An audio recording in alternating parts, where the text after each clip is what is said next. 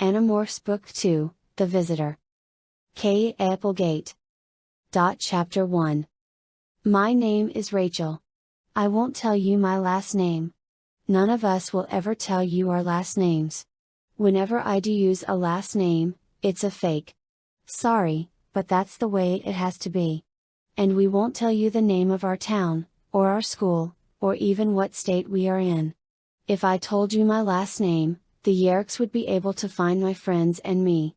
And if they ever find us, it will be the end. They might kill us. Or worse. Yes, there really is something worse than death. I've seen it. I've heard the cries of despair from those doomed to be slaves of the Yerks. I've watched as the evil gray slugs writhe and squeeze in through the ear and take over what was a free human being. There are 5 of us. Just 5, Jake, Cassie, Marco, Tobias, and me. Marco came up with a name for us, for what we are now. He called us Animorphs. I guess that's as good a name as any for what we are. Mostly, I still just feel like a normal kid, you know. But I guess normal kids don't turn into elephants or bald eagles. And normal kids don't spend their free time fighting to save the world from the nightmares called Yerks. That day, the sun was bright. It warmed the earth below us. Warm air rose in an invisible bubble, a thermal. The thermal pushed up beneath our wings and we circled higher and higher and higher, till it almost seemed we could touch space. Somewhere up there in cold space, up in orbit, was the Yerk mothership. Perhaps right over our heads. The Yerks were parasites. In their natural state they were just big slugs who lived in a sludgy pond called a Yerk pool. But the Yerks have the power to take over other bodies. They have enslaved many races throughout the galaxy, the Taxons, the Hork-Buyer, and others. And now they had come to Earth, looking for more bodies to control. Who was there to try and stop them? Well, off in space, there were the Andalites. But the Andalites were far away, and it would take them a long time to come to rescue the people of Earth. On Earth, no one knew of the Yerks. No one but 5 kids who were having fun being birds and riding the thermals. I looked over at my friends. Some were a little way below, some were higher up. Jake was flapping his wings a little more than the rest of us. He had adopted a falcon morph. Falcons don't soar quite as well as hawks or eagles. Tobias was the smoothest flyer. That was partly because red-tailed hawks are natural acrobats. Partly it was because Tobias had much more practice flying than the rest of us. Too much practice. Okay, Tobias, you were right. This is the coolest thing in the world, I said. Want to try a dive? It's amazing, he said. I wasn't exactly sure that I wanted to dive, but what could I say? I don't usually turn down a challenge. So I said, sure. Follow me. Tobias bent his wings back and plummeted toward the ground like a bullet.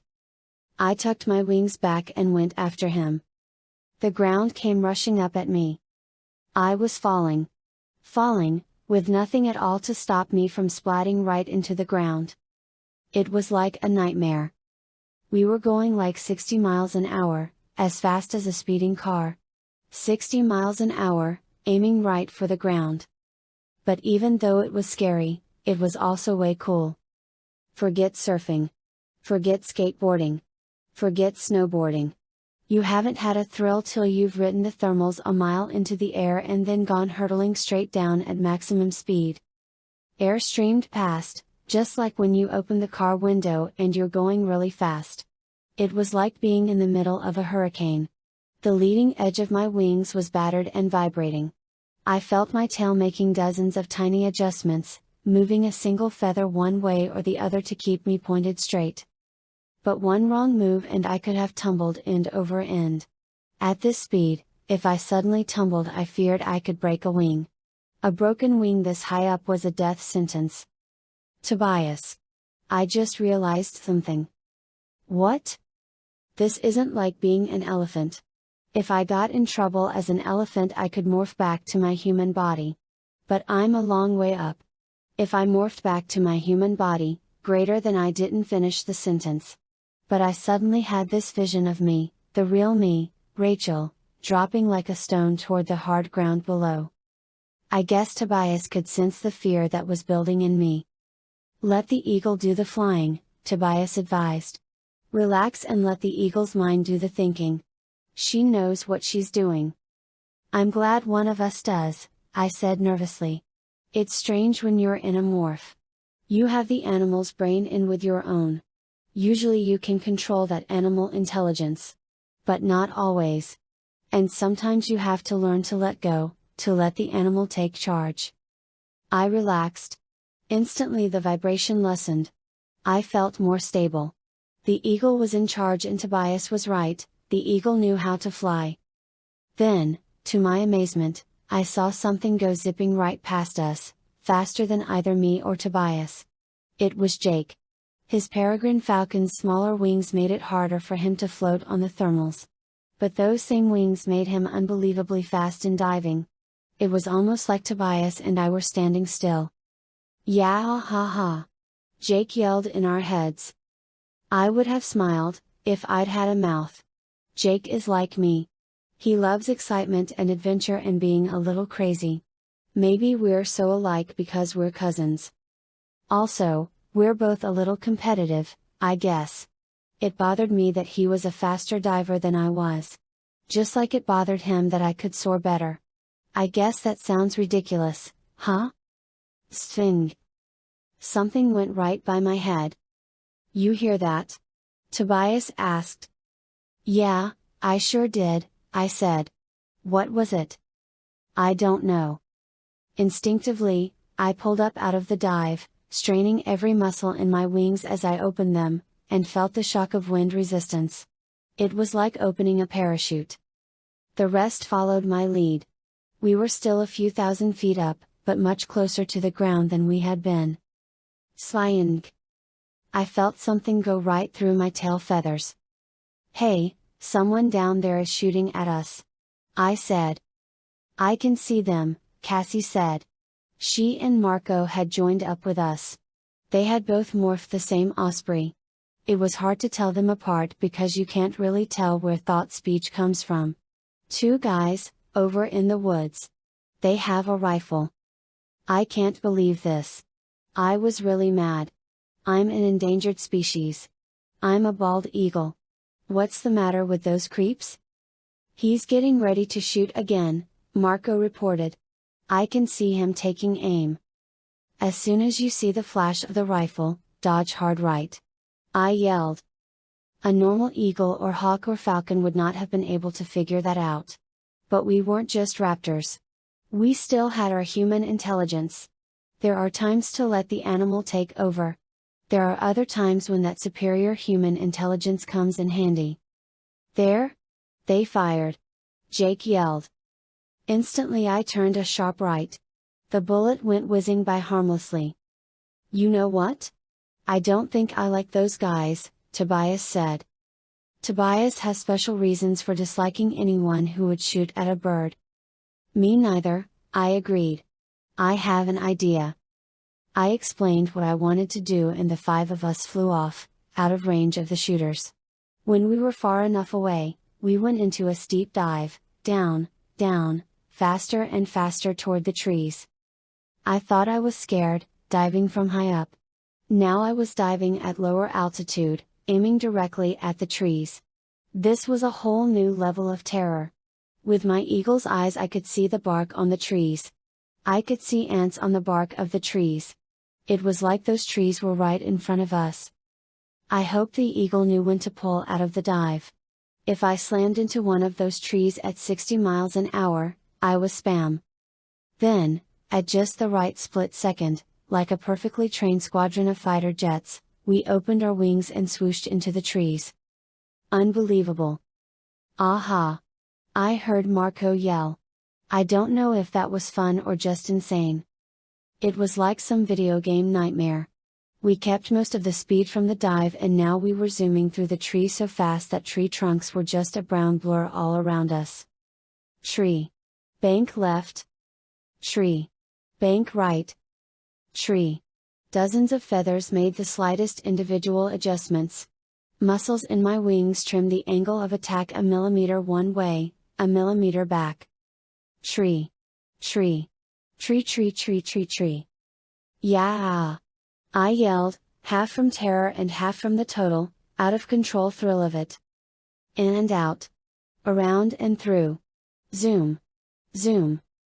Suddenly, there they were, just ahead in a clearing. Two teenage creeps sitting in the back of a pickup truck. One guy had a blonde ponytail. The other one wore a baseball cap. They were 100 yards away, like being all the way down a football field, but my eagle eyes were so good I could count their eyelashes. The guy with the ponytail had the rifle. The other guy was drinking a beer. They were still scanning the skies, looking for us. Guess what, morons? I thought as we raced at them. We're not up there anymore. We're right here. In your face. Chapter 2. They didn't even have enough time to look surprised before we struck. As a bald eagle, I was the biggest of the five of us. I could carry the heaviest load. I raked my talons forward. I opened them wide. Sir! Tobias's hawk let loose an intimidating shriek. My talons hit the gun barrel and closed on it. Tobias slashed the ponytail guy's head with his own talons. Ponytail shouted in pain and surprise and loosened his grip on the rifle. Hey! The second guy yelled. Zoom! I was out of there with the rifle in my talons. With the additional weight of the rifle, it was a struggle getting any altitude. That bird has your gun, Chester. And that other one stole my beer. I glanced over and saw Marco. At least I think it was Marco. He had the beer can in his talons, half crumpled. They're way too young to be drinking, Marco said in his most parent-like voice. I heard the ponytail guy complaining down below. That ain't right. It ain't right that no bird should take my rifle like that. I caught a little breeze and gained just enough altitude to get above the trees. But I was having a hard time. My wings were beating the still, dead air of the woods and not getting very much lift. I scraped the top of a tall pine tree and emerged from the woods, still flapping hard to carry the weight of the rifle. I made it out toward the beach, over the low cliffs at the water's edge. The blessed thermals were there. They lifted me up and out over the water. I relaxed, letting the warm wind carry me higher. I dropped the rifle about a mile out in the ocean. I figured any jerk who would shoot at a bald eagle didn't need a gun. Marco dropped the beer with amazing precision right into a trash barrel. He looked as proud as he would have if he'd just thrown the winning basket in the NBA championship. It's been almost 2 hours, Cassie warned us as we lazily drifted back toward shore. 2 hours is the time limit. If you stay in a morph for more than 2 hours, you're trapped. Forever. There's an old, rundown church no one uses anymore not far from the beach. It has a bell tower, although the bell is gone. We flew there. That's where we had started from. Our clothes and shoes were still piled there.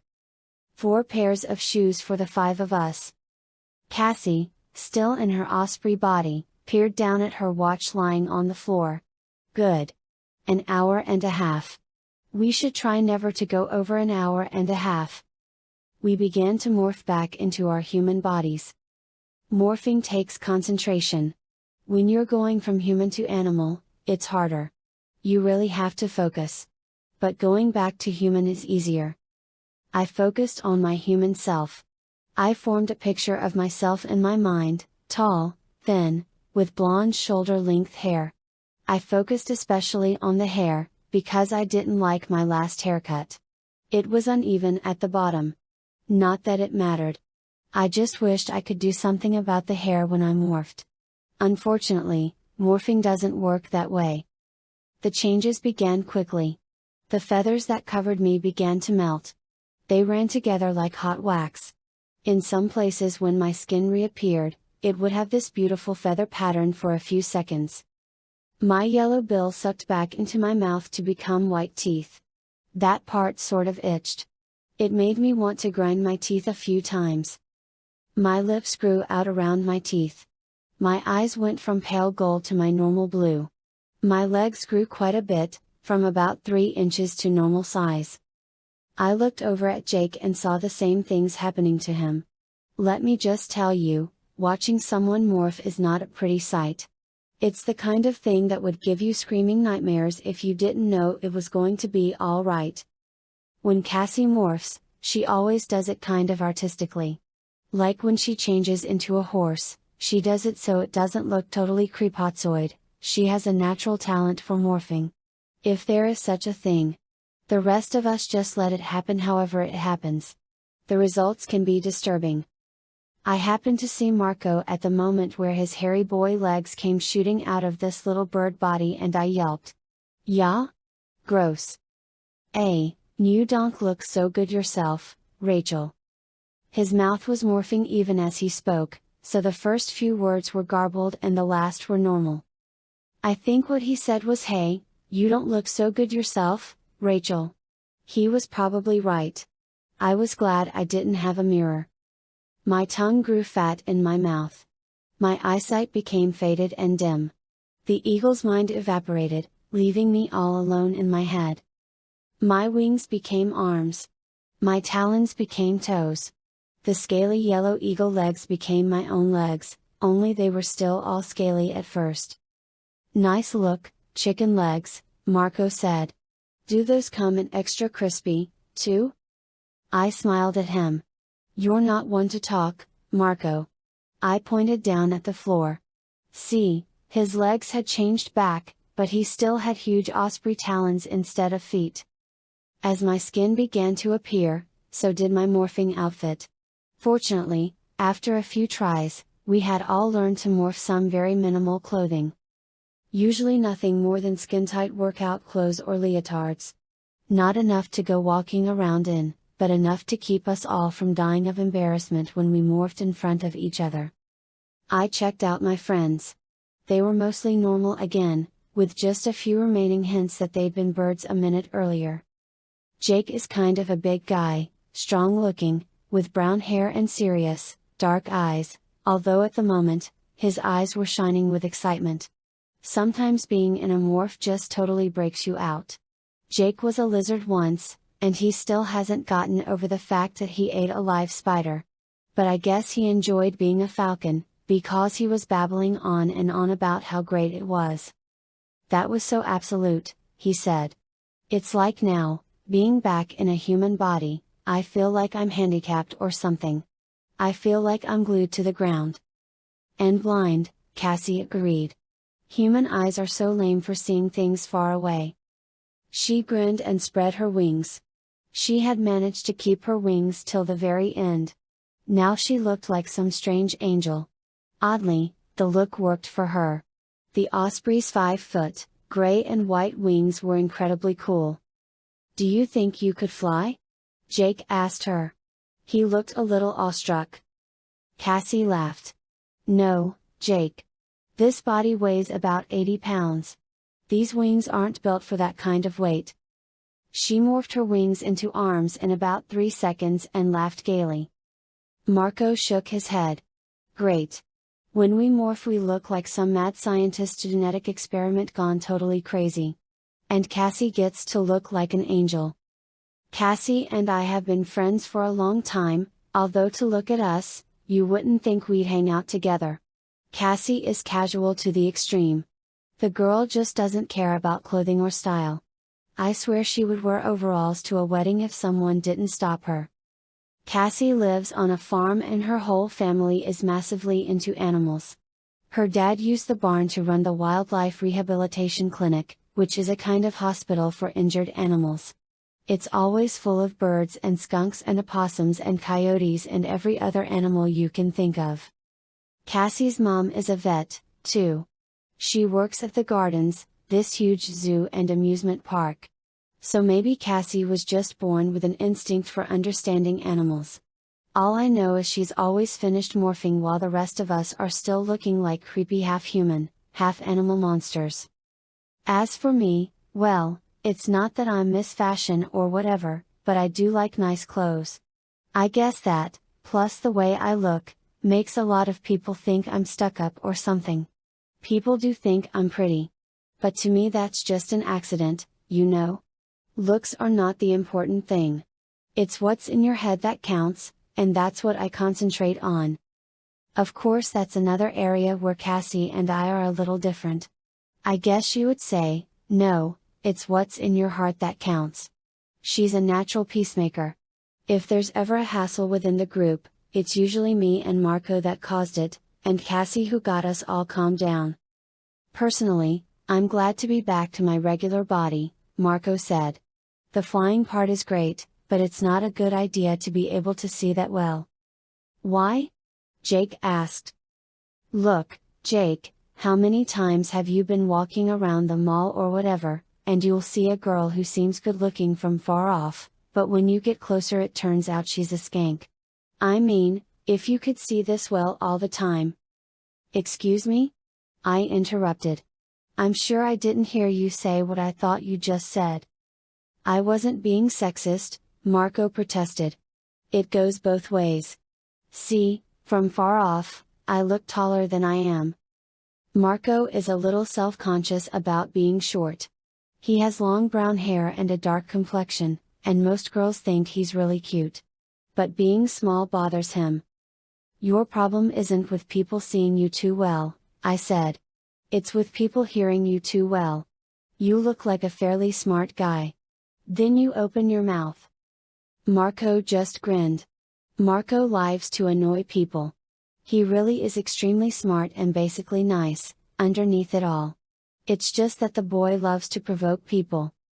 Marco and Jake are best friends, even though Jake is serious and thoughtful and always trying to do what's right, while Marco is sarcastic and temperamental and is the most reluctant of the Animorphs.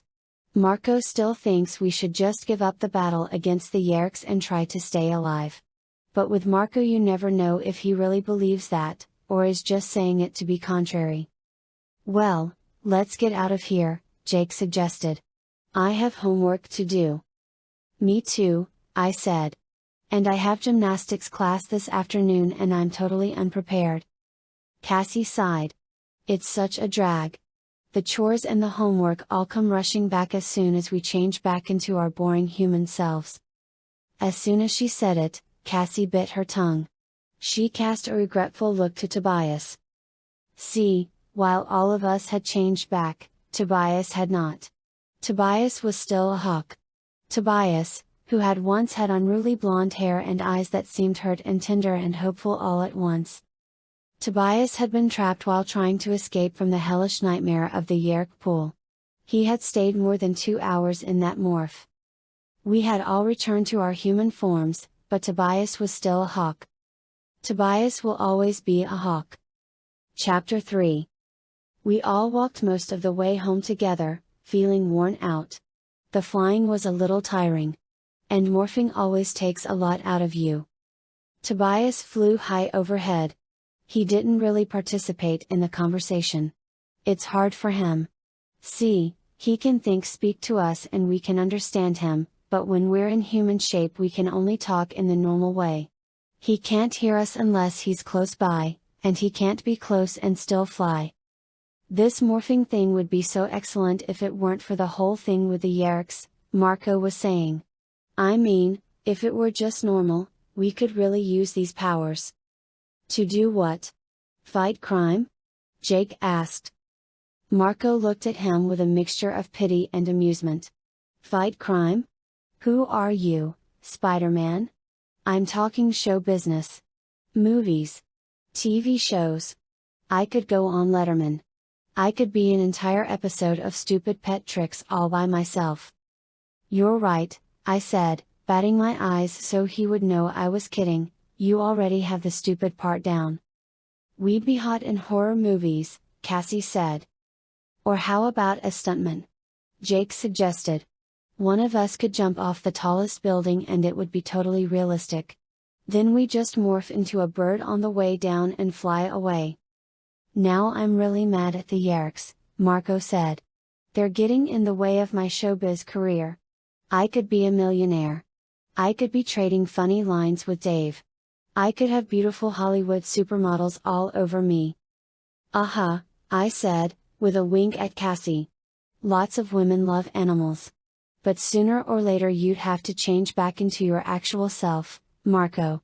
And then, boom, they'd be out of there. We walked along the boulevard that goes by the construction site. It's this huge area of half-finished buildings with rusted earth movers and cranes and backhoes scattered around. I guess it was originally going to be a shopping center, but for some reason they never finished it. We didn't take the shortcut through the construction site, like we would have in the old days, though. See, it was at this construction site that we saw the Andalite Prince's damaged fighter land. It was here that the Andalite warned us of the Yerk conspiracy and gave us our special powers. It was also here that we saw the Yerk commander, Visser III, murder the Andalite Prince. Visser III is the only one of the Yerks who has our same power to morph. Visser III is an Andalite controller, meaning he has an Andalite body. A human controller is a Yerk with a human body. A Taxon controller is a Yerk with a Taxon body. You get the idea. Visser III is the only Yerk to ever capture an Andalite body. So he's also the only Yerk who can morph.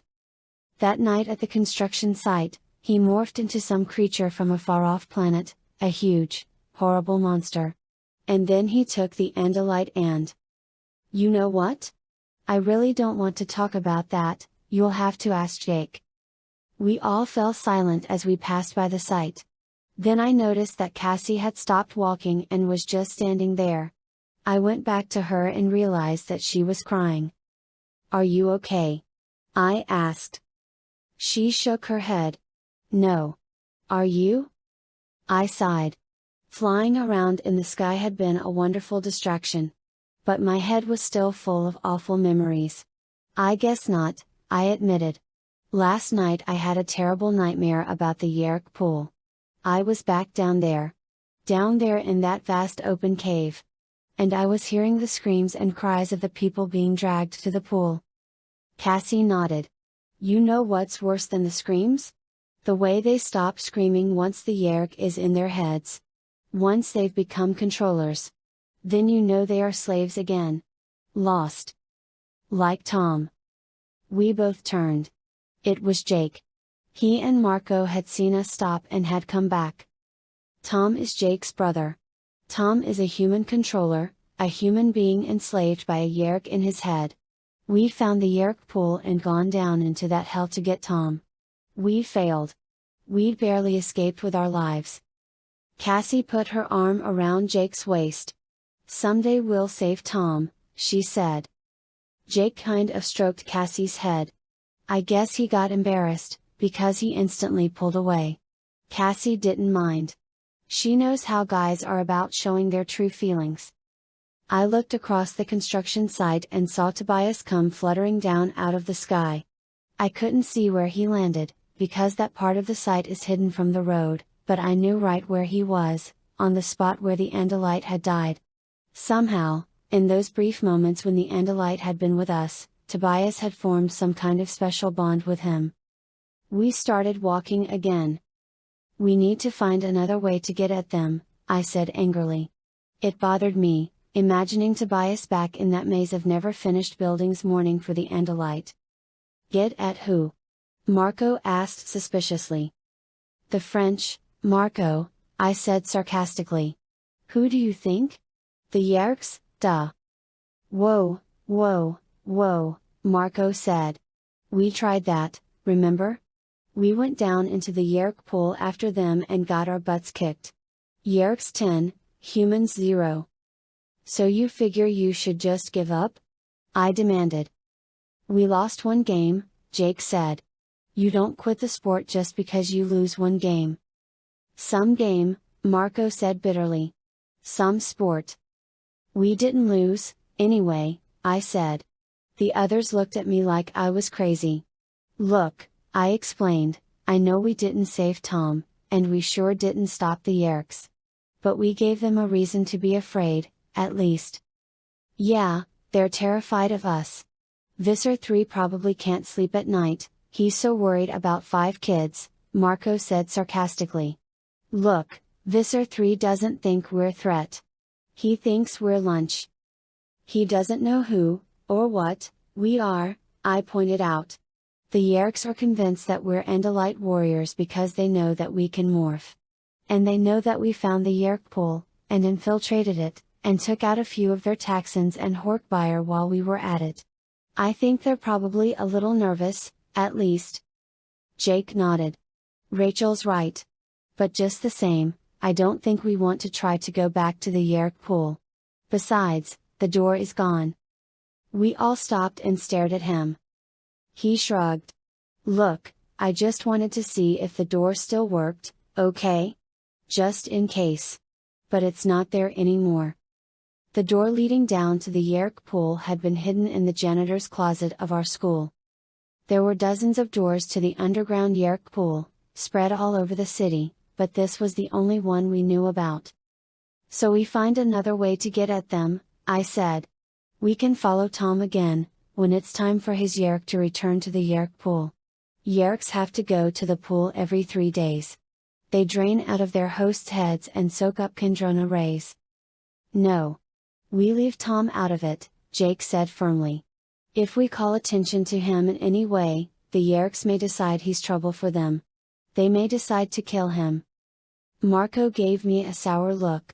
This is what you want to keep doing? Risking our lives and the lives of everyone we know? For what? For freedom, Cassie said simply.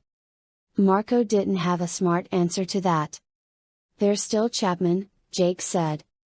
Chapman is our assistant principal. He's also one of the most important human controllers.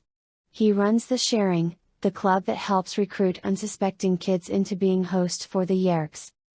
If there were some way for us to get close to Chapman, Jake let the words hang in the air. He carefully didn't look at me. But I knew what he meant. He'd obviously been thinking about this for a while. Melissa? I asked. He nodded. It's a possibility. See, Melissa Chapman, Assistant Principal Chapman's daughter, is one of my closest friends. Or at least she used to be. The last few months, she'd been acting very strange toward me. Like she didn't care anymore. We take gymnastics together. Actually, we got into it at the same time. You know, something to do together. I don't like using a friend that way, I said. Oh, suddenly the mighty Rachel is weaseling, Marco crowed. You don't like using your friends? You're pretty willing to risk my life. Sure, Marco, but who said you were my friend? Very funny, Marco said. But at the same time he looked a little hurt. Kidding, Marco, I said. Just kidding. Of course you're my friend. But you're an Animorph. Melissa is just an innocent bystander. I wish I had never come up with that word, Marco said. Animorph. Gimme a break. Rachel, Melissa's father is one of the main controllers, Jake said gently, ignoring Marco. She's in this whether she likes it or not. I felt a bitter taste in my mouth. Jake was right, of course. Chapman was the logical lead to follow. And Melissa was our way to get close. It made sense. It made sense for me to betray an old friend. It also made me feel like dirt. Chapter 4. The next day after school I headed for my gymnastics class at the YMCA, which is just across from the mall. They have a big indoor pool, so the entire building always smells of chlorine. Except for the weight room, which just smells like sweat. My class is taught in a smaller room, with blue mats covering the floor. We have balance beams and uneven parallel bars and a vaulting horse with a springboard. I'm okay at vaulting and the parallel bars, but I'm pretty lame at the balance beam. To be honest with you, it kind of scares me. It takes such total concentration. It's not one of those real serious gymnastics classes. I mean, none of us is going to be going to the Olympics. When I started out, I had dreams of being the next Shannon Miller. But then I started to grow. I'm pretty tall now, for my age. People look at me now and say, oh, you're going to be a model, not oh, you could be a gymnast. Most of us in the class are too tall or too heavy to ever be serious gymnasts. We do it for fun and for exercise. I do it because I've always thought of myself as kind of clumsy. My mom says I'm not, but that's how I feel anyway. Besides, it's just cool, hitting the little springboard and flipping through the air to bounce off the vaulting horse and stick the landing. Not as cool as flying, maybe, but fun just the same. Melissa Chapman was in the locker room changing into her leotard when I came in. She's the exception to the rule in our class. She does look like a gymnast. She's small and thin, even though she doesn't starve herself like some fools who want to get into gymnastics. She has pale gray eyes and pale blonde hair and pale skin. She looks like one of those solemn elves in a Tolkien book. At first glance she looks delicate, but when you look a little closer, you see strength there, too. Melissa gave me the kind of not very warm smile she always gives me lately.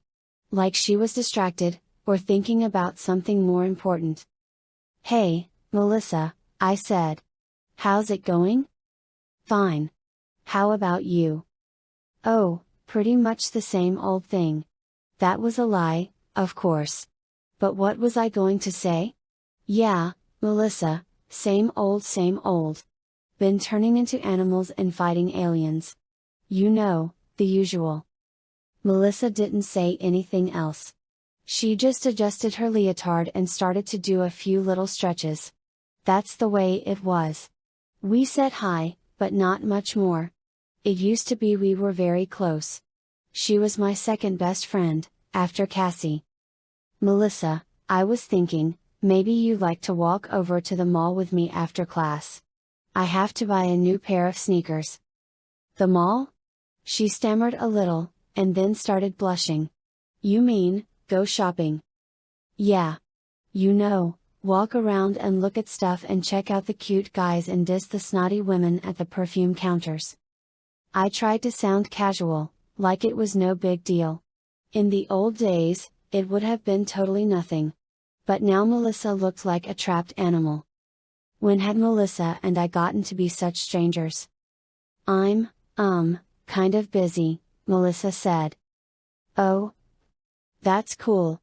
I understand." But I didn't understand. Not at all. She started to walk away. I was going to let it go, but then I remembered, this wasn't just about a friend who had drifted away. This was about her father, one of the leaders of the controllers. One of our most dangerous enemies. I grabbed her arm. "Melissa, look, I feel like we've kind of gone in different ways, you know. And I miss you." She shrugged. "Okay, well, maybe we could get together sometime." "Not sometime, Melissa, that's just you blowing me off. What's going on with you?" "What's going on with me?" she echoed. For a moment a look of extraordinary sadness darkened her eyes and tugged downward at the corners of her mouth. "Nothing is going on with me," she said. "We'd better get out there or Coach Elway will have a fit." She pulled her arm away. I just watched her go. I felt like a complete and total jerk. Something had happened to Melissa. And I hadn't even noticed. She was my friend and something had changed in her, and I hadn't seen it. I'd just gone my own way. And now I was only acting like a concerned friend. The truth was, I was only paying attention for my own reasons. I wasn't able to concentrate on the lesson. Not concentrating when you're doing gymnastics can be painful. I slipped on the balance beam and banged my knee so badly I cried. Melissa was the first one to rush over. And for about 10 seconds she was the old Melissa.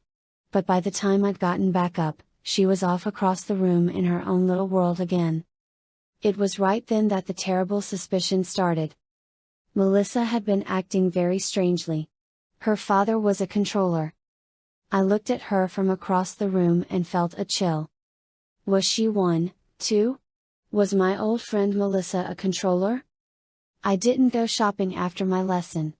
I didn't really feel like it. Melissa's eyes, the way she had looked at me, kind of killed my urge to shop. I was supposed to head over to the mall, then call my mom when I was done to come pick me up. That was the plan. But since I didn't feel like mall crawling, I just headed home.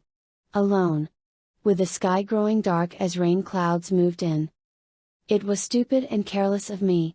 But I guess I was preoccupied with other things. Although at least I had the sense to stay out of the construction site. I was walking down the sidewalk that runs along the boulevard when suddenly I realized that a car had pulled up just a little way down the sidewalk from me. A guy got out. He looked like he was in high school or even college. He also looked like trouble. I should have turned around and run back toward the mall. But sometimes I don't always do the sensible thing. Sometimes I regret not doing the sensible thing. This was one of those times. "Hey, baby," he said. "Want to go for a little ride?" I shook my head and clutched my gym bag close. What an idiot I was to be so careless.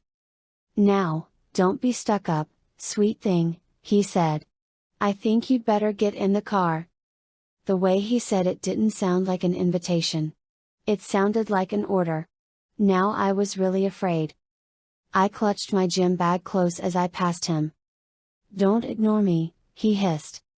He reached for me and missed. I walked faster. He was behind me. I broke into a run. He ran after me. "Hey! Hey, there! Come back here!" I had been stupid going out alone. But fortunately, unlike most people, I wasn't helpless. As I ran, I focused on something completely different. I concentrated on an image in my mind. Then I felt the change begin. My legs grew thick. My arms grew bigger. I could feel myself growing large. Large and solid. I felt the squirmy sensation of my ears becoming thin and leathery. But it wasn't enough to just look creepy. This guy had made me mad. I wanted to scare him half to death. My nose suddenly began to sprout. Then, from my mouth, like two huge spears, the tusks began to appear. I figured that was about enough. I broke my concentration, which stopped the morph. I stopped suddenly. The creep barreled right into me. He was not going to like what he was about to see. Chapter 5. I wanted to tell the jerk to step off. What I wanted to say to him was, "So, you still want to go for that ride?" What I really said was, "Oh her." The guy stopped dead. He just stared. What he saw was me, halfway through morphing into an African elephant. I had about a third of a trunk and most of my huge fan-like elephant ears. My legs were like stumps. My arms looked like Arnold Schwarzenegger's, only gray.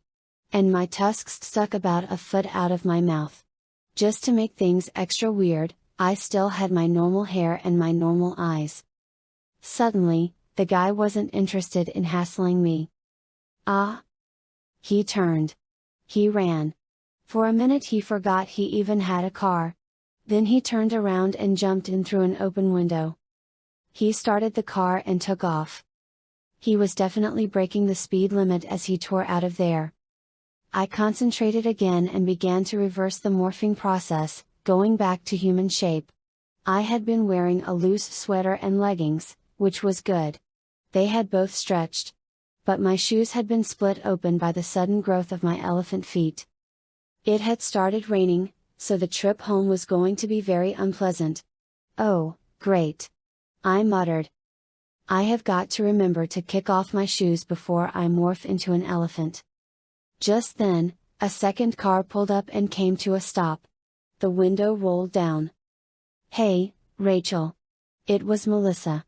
I recognized the voice. "Do you want a ride home?" She didn't sound very excited by the idea. I looked through the car window, past her. Chapman was behind the wheel. A wave of sick fear swept over me. Had he seen what I'd just done? If he had, then I was dead. My friends were dead. I'm fine," I said. "I could use the exercise." "Nonsense, young lady," Chapman said, sounding like his usual assistant principal self. "It's beginning to rain. Get in." What was I supposed to do? I forced a smile. It wasn't easy. "Thanks," I said. Melissa was in the front with her father. I sat in the back. I tried not to shiver. I tried not to stare at the back of Chapman's head. That's how it is when you're around a controller.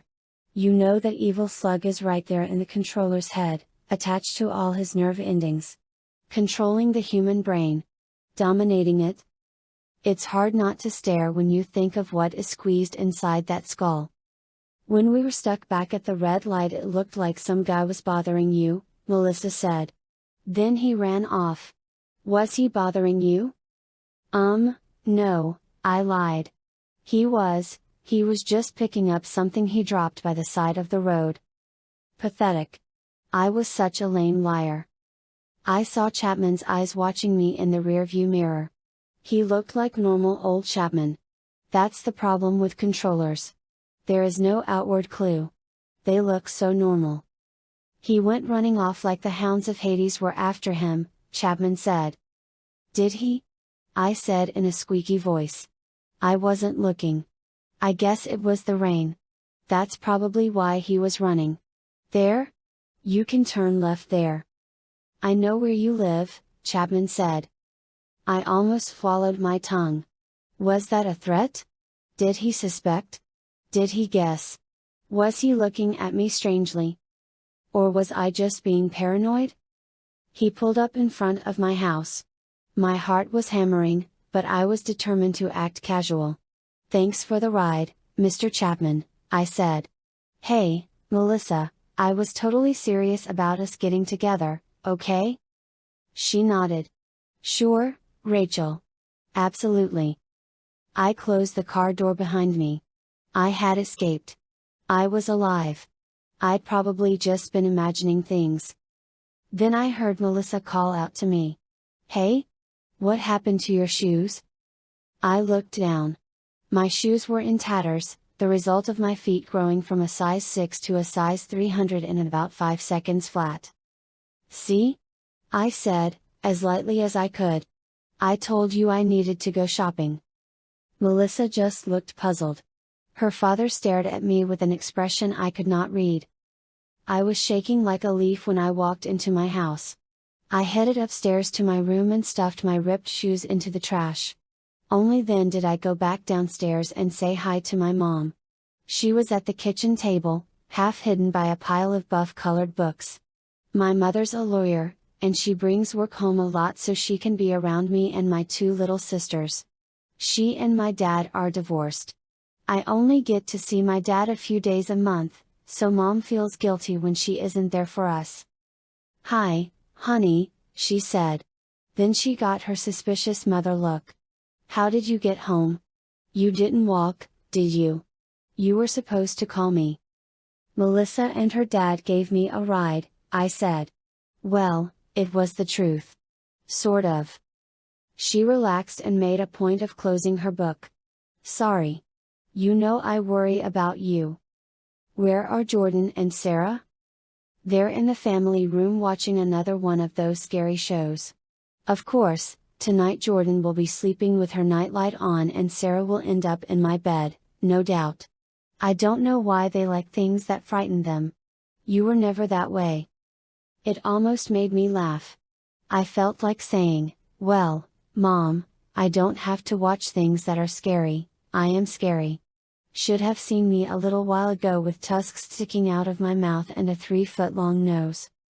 What I really said was, so, what's for dinner? My mother winced. Pizza? Chinese? Anything else you can order over the phone? I'm sorry, but I have this brief and I have court in the morning. Mom, I told her for maybe the 1000th time, I don't mind pizza. Sorry, but your cooking isn't all that great, so it's no big deal ordering pizza. Well, at least get some veggies on it, she said. After dinner I called Jake. Do you want to come over? I said. I got that new CD, if you want to listen to it. There was no CD, of course. It's just that we always have to be careful. Like I said, Jake's brother, Tom, is a controller. He could be listening on the extension. Then I called Cassie and Marco and told them the same cover story.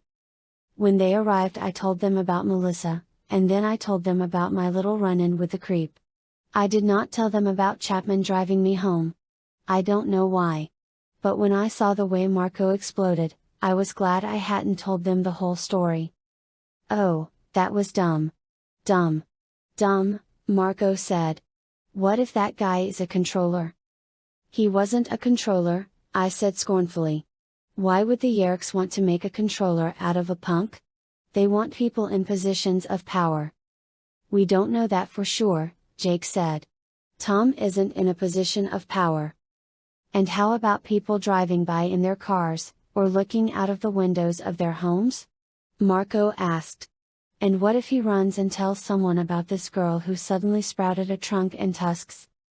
No one is going to believe a lowlife like that, I said. His friends won't believe him, Marco said poisonously, but a controller would believe him. A controller would know what it meant. Yes. A controller would know what it meant. A controller like Chapman. Or even Melissa, if she was one of them. I felt sick. It was like my whole life was nothing but lies. Lies to Melissa. Lies to my mother. Now I was lying by not telling the others the whole truth. Okay, I screwed up, I muttered. You sure did. Marco crowed. You screwed up so. Marco, let it drop, Jake said. Rachel knows she made a mistake. We all make mistakes. Marco rolled his eyes. Cassie gave me an encouraging smile. It was dumb putting yourself in that position, Rachel. You need to be more careful. But still, I'd have paid my next 10 allowances to see the look on that guy's face. The important thing is that it doesn't sound like Rachel can use Melissa to get close to Chapman, Jake said. Not if she's a controller herself. And not if she's going to continue being weird to Rachel. I guess we'll have to find another way, I said quickly. I mean, we know where Chapman's office is. We know where his house is. Maybe we could just morph into some small animals and hide out. Small animals like what? Marco asked. When Jake turned into a lizard he got stepped on. He lost his tail. Besides, what are you going to morph into? A cockroach? We all shuddered at the thought. The smallest, strangest thing anyone had morphed so far was when Jake had done the lizard. It creeped him out big time. A roach would be even worse. The problem with being a cockroach, I said, aside from the fact that it is too gross to believe, is that roach senses might not even be useful to us. Can a roach hear in a way that would make it possible for us to understand what we're hearing? We all looked at Cassie. She's sort of our expert on animals. Cassie held up her hands. Oh, come on. Like I know how a cockroach sees and hears. We don't take care of roaches at the rehab clinic. We all sat there feeling glum for a few minutes.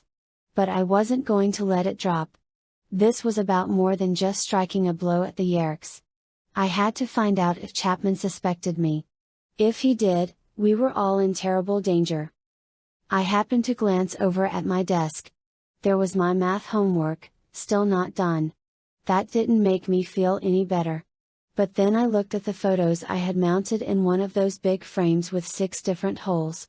One was of me with my mom and dad on a whitewater rafting trip we took.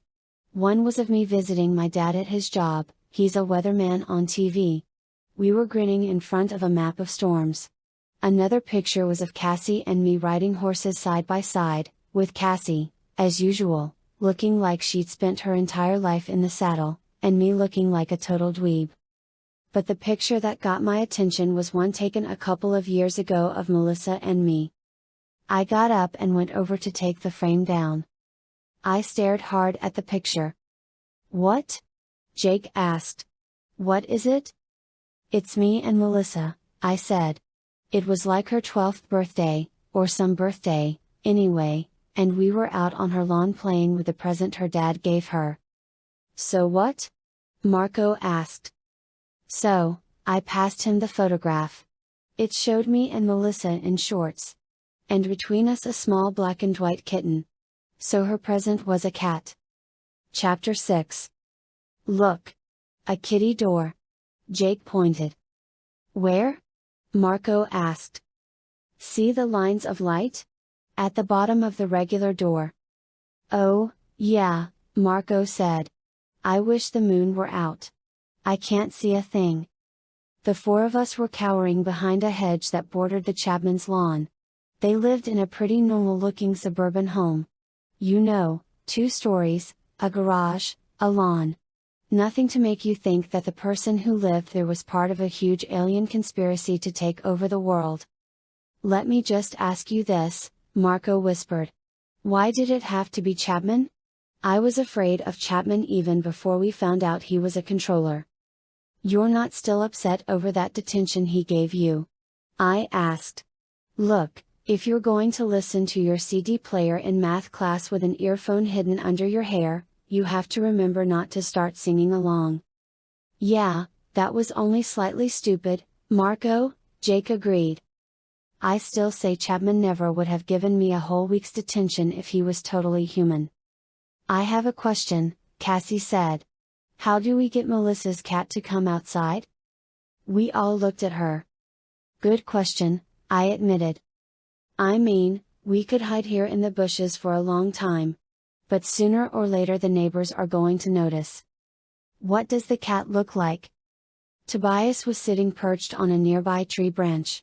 He was close enough to hear us. I tried to remember. Its name is Fluffer, I remember that much. Fluffer McKitty. You've got to be kidding. Marco, of course.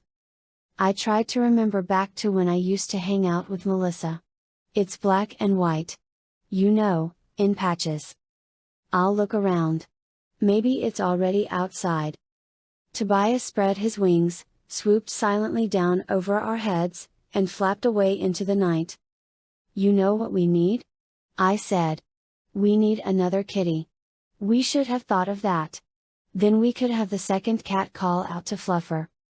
Marco turned to stare at me. Meow Fluffer, come out meow, meow come and play meow. Tobias morphed a cat very early on, didn't he? I asked. Yeah, Jake said. His first morph. The first morph any of us did.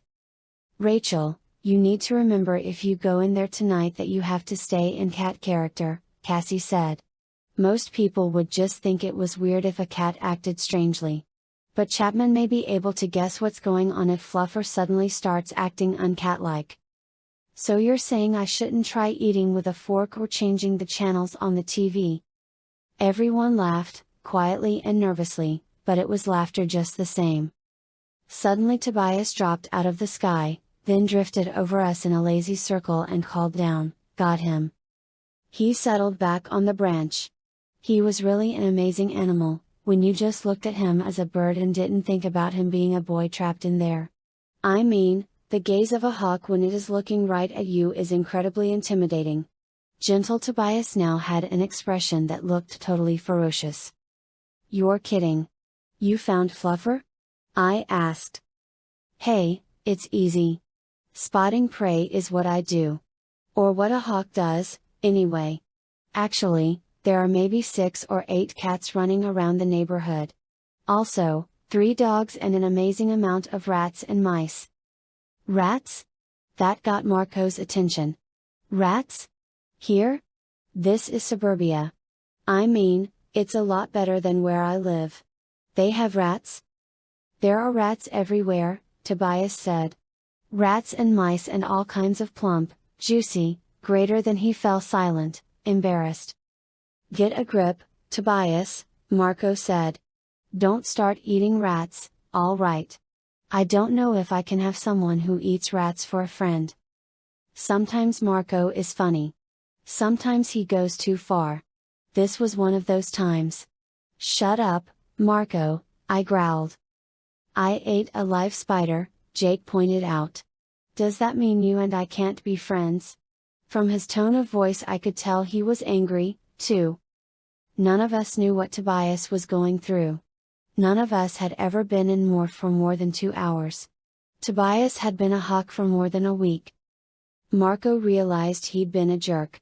Well, yeah, I guess you're right, he muttered. Besides, I've been known to eat eggplant. So I guess I can't criticize. That was an apology, or as close as Marco could get to an actual apology. The cat we're looking for is just a half block away, Tobias said. Follow me. He flew off, but kept low. We took off after him. Even flying at minimum speed, Tobias was too fast for us to keep up with, so he had to circle back again and again. We had a hard time keeping him in sight. This doesn't look too strange, Cassie joked. The four of us running down the street looking up in the sky. There, Tobias called down.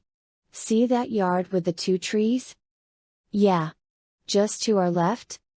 That's the one. The cat you're looking for is stalking a mouse, right behind the trunk of the nearest tree. Okay, we can't all go traipsing over some stranger's yard, I pointed out. I'll go with Cassie. Marco held up the kitty carrier we had brought along. Don't you need this? Not yet. I'll grab Fluffer and bring him back over here. You two guys just stand here, looking casual. Cassie and I stepped onto the lawn. The house was dark. Maybe no one was home. That would be good. Go left, I suggested to Cassie. We circled the tree. Hey, Fluffer, I said in a high, talking to animal's voice. Here, kitty kitty. Remember me? There he is. I see him. I squatted down and held my hand out toward the cat.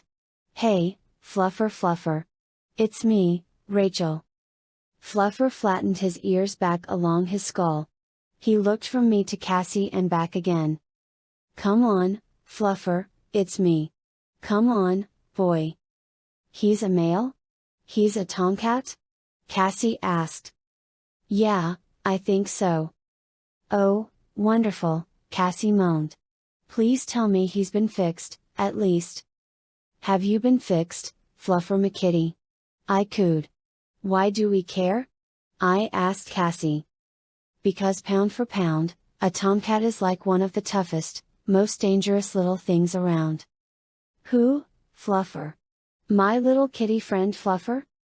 Even if he is fixed, a male cat, out at night in hunting mode? Cassie shook her head. We should have worn gloves. Oh, come on.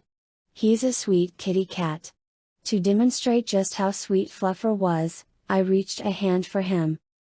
HHHHHHSSSSSS. In a movement too fast for my human eyes to see, Fluffer swiped out with one paw. 3 bloody scratches appeared on the back of my hand and Fluffer shot straight up the tree. Ow! I stuck my injured hand to my mouth. Gloves would definitely have been a good idea, Cassie said. How are you guys doing? Jake whispered, just loudly enough for me to hear him. Wonderful, I said through gritted teeth. I'm bleeding and Fluffer is up the tree. I heard Marco giggle. I expected that. But then I heard Jake giggling, too. I looked up and saw 2 glittering yellow-green eyes glaring down from the dark tree. This was supposed to be the easy part, I said. I figured, okay, we go and acquire Fluffer's DNA, and then the hard stuff begins. We have a cat up a tree, Cassie said dolefully. You know how hard it is to get a cat down out of a tree? I have a plan, I said. Tobias, are you up there? Right above you. But I'm not going to try and snatch an angry tomcat down out of a tree. That's not what I was going to ask, I said. I took a deep breath. This night was turning weird real fast. What I need is a mouse. Chapter 7. Got something for you. A baby mouse. A mean baby mouse. It keeps trying to bite me. Tobias flew in a low, tight circle overhead, disappearing behind the tree branches, then reappearing. Are you ready? I took a deep breath. I gave him a wave. Sure, I was ready. Why wouldn't I be ready to have a hawk hand me a mouse? Just your normal kind of thing to deal with. Tobias flew low and slow. I held out my hands, cupped together. With amazing precision and perfect timing, he deposited the mouse in my hands. Don't let it bite you. Cassie warned. Rabies. Wonderful, I muttered. Just one more fun aspect of this night. Actually, I was glad for the warning. The mouse was squirming in terror, trying to get away. I could feel its tiny little mouse legs scrabbling against my palms. "You should all get rabies shots," Cassie said. "Seriously. I already have mine. But if we're going to be handling wild animals, in the meantime, be careful to keep his teeth away from you." "I wasn't planning on feeding him my finger," I said. "Hey, wait." Cassie pried open my hands to get a better look. "That's not a mouse. That's a shrew. See the eyes? They're too small. And the tail is wrong. That's not a baby mouse, Tobias, it's a full-grown shrew." "Sorry. Is that bad?" Cassie shrugged. "I don't know. I just know it isn't a mouse." "Wait a minute," Marco said, beginning to grin. "Rachel is going to become a shrew? How will we know when she's changed? How do you become what you already are?" Everyone was too nervous to find the joke very funny. We felt kind of stupid, standing around on some stranger's lawn playing with rodents. I mean, there are times when the whole thing just seems so utterly insane, you know. "Okay, I have to concentrate on acquiring, so everyone shut up," I said. Acquiring is what we call it when we absorb a sample of the animal's DNA. The DNA is the stuff inside the cells that sort of serves like a how-to manual for making the animal. When you acquire, you have to think hard about the animal, focusing on it and blocking everything else out. Then the animal kind of goes limp, like it's in a trance. It takes just about a minute. It was easy to focus on the shrew, what with it squealing in terror and squirming to get out of my hand. But it was gross, definitely gross. I know there's nothing really wrong with shrews, but still. They freak me out a little. When I was done, I opened my eyes. "Okay, little shrew, thanks for your help. You can go now." "I'm not sure this is a good idea," Jake said doubtfully. "Really?" Marco was sarcastic. "You're not sure it's a good idea for Rachel to turn into a shrew in order to lure a vicious cat down from a tree so she can morph into that cat and sneak into the assistant principal's house? What worries you about that plan?" Cassie looked worried, too. "You know, Rachel, usually a cat will play with a mouse a little bit. But sometimes they don't. Sometimes they go right for the neck bite. The mouse, or the shrew, dies instantly." "Be careful, Rachel," Tobias said. "I'll be watching, but be careful. I don't want anything to happen to you." He said it so only I could hear. I could tell, because nobody else reacted. I looked up at Tobias and winked. I knew he would see it. I rubbed my hands together. "Okay, let's do this." I concentrated once more on the shrew. The shrew is now a part of me. I don't know how it works, but it does. Somehow, thanks to the Andalite technology, the DNA of that shrew was stored away inside me. It was like having a map to guide me as I transformed. Not that I had a clue how I was able to do it. The first sensation was of shrinking. It's a long, long trip down from being 5 feet tall to being less than an inch tall. It's like falling. Except that you can feel the ground under your feet the whole time. One minute I was looking Jake and Marco and Cassie in the face. The next minute their faces seemed to be zooming high up above me. I was falling down the length of their bodies. It was like they were huge skyscrapers and I had jumped off the roof or something. My outer clothing fell around me like a big, collapsing circus tent. It made a slight grinding noise as my backbone collapsed into a size smaller than my little finger. There was the disturbing, not quite pain sensation that goes along with some morphs. Like you knew it should hurt, but it didn't quite. I could feel the tail sprout from my tailbone. A long, hairless tail. Not at all attractive. My legs practically disappeared, they were so small. I was a chubby little ball of fur no more than 2 inches long, with 4 tiny feet. Then the fear kicked in. The shrew's fear. It hit me so hard I began to shake. I rattled with terror. I quaked with terror.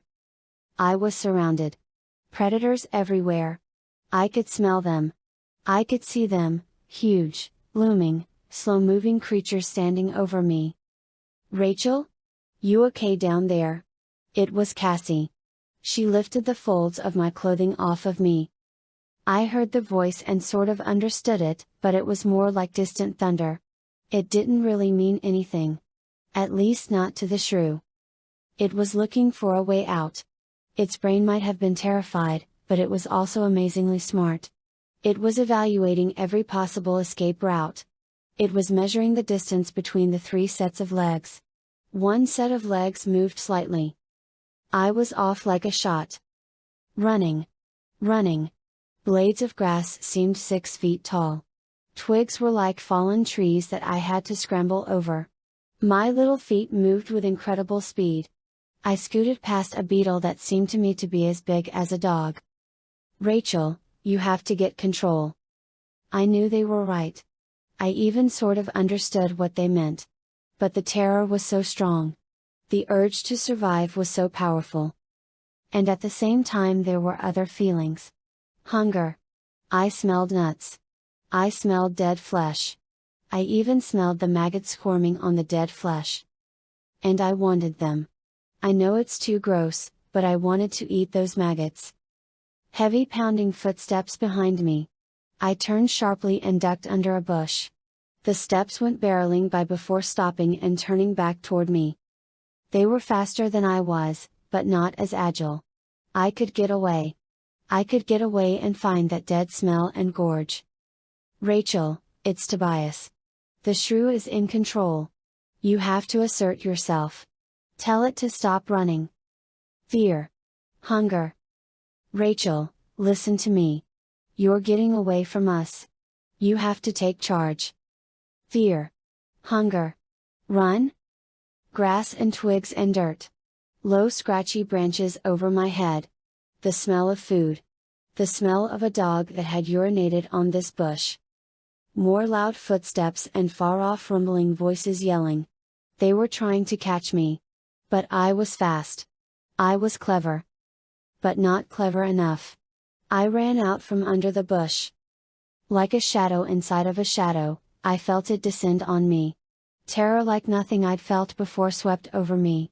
Something deep, deep inside my shrew brain cried out. It was the ultimate fear. The ultimate horror. It was the enemy I could not defeat. And it was coming for me. Chapter 8.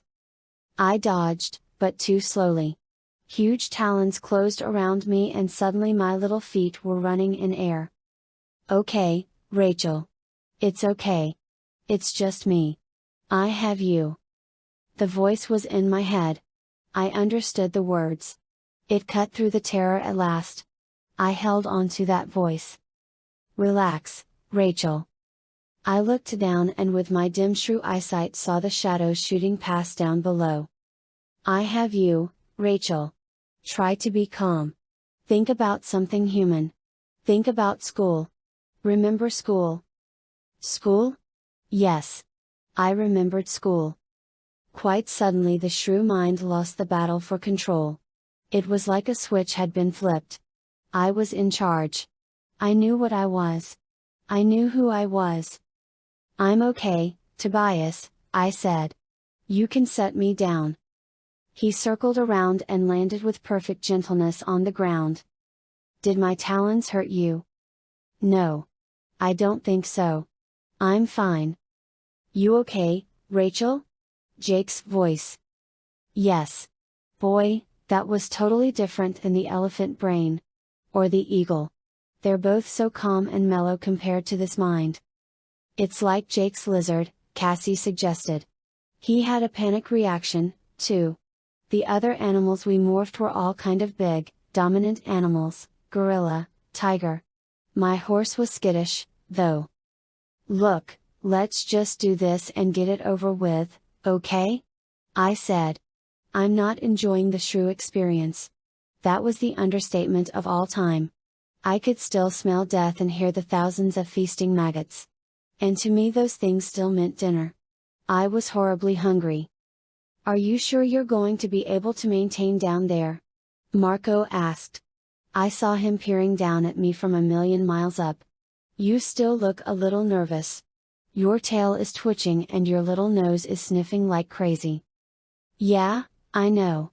I'm still nervous. Let's just do this. You'll have to take me back to the tree where Fluffer is.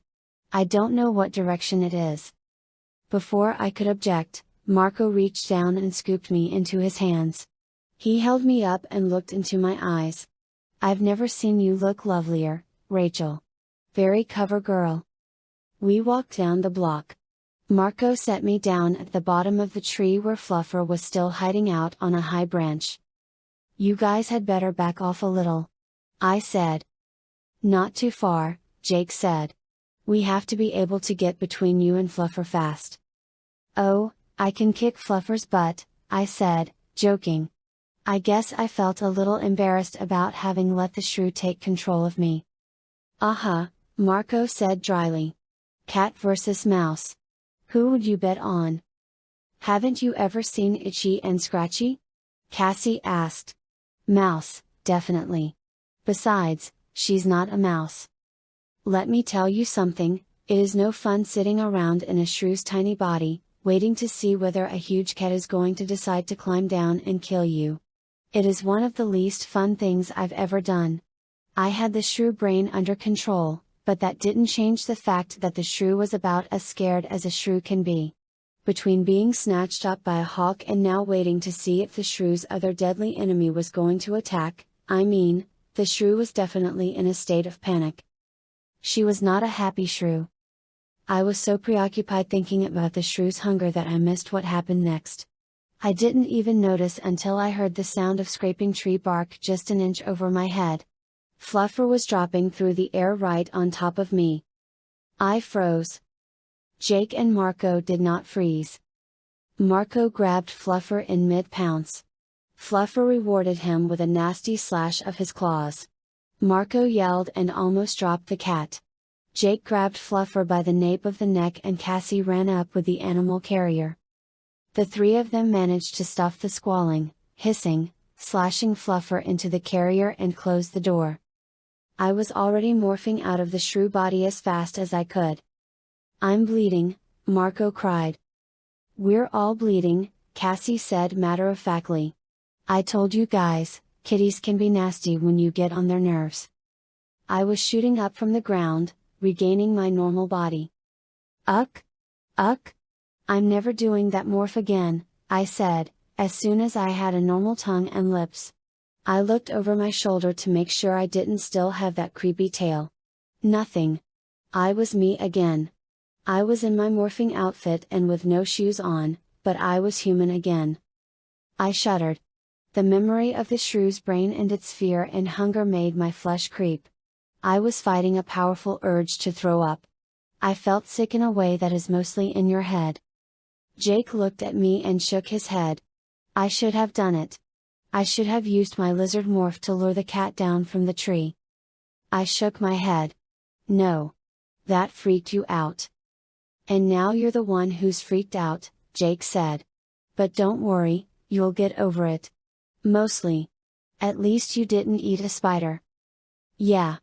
Look, I'm just tired, okay?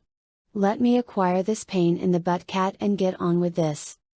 Are you still up for it? Cassie asked. Acquiring 2 new morphs in one night? I shouldn't have let you do the mouse.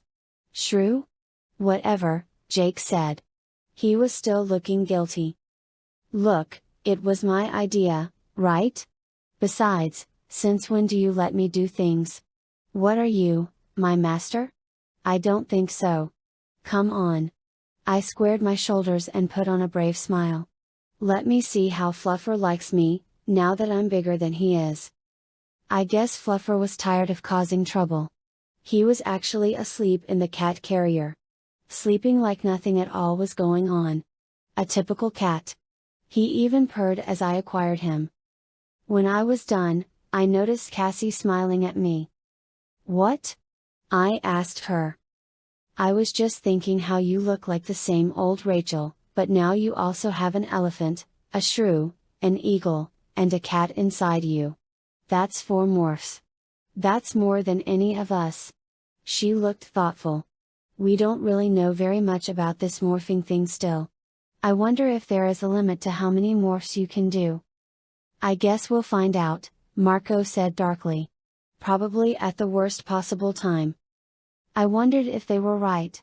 It was definitely a strange, powerful feeling, knowing that I could become 4 very different animals. Strange and powerful and disturbing. Inside of me I had animals that ate each other.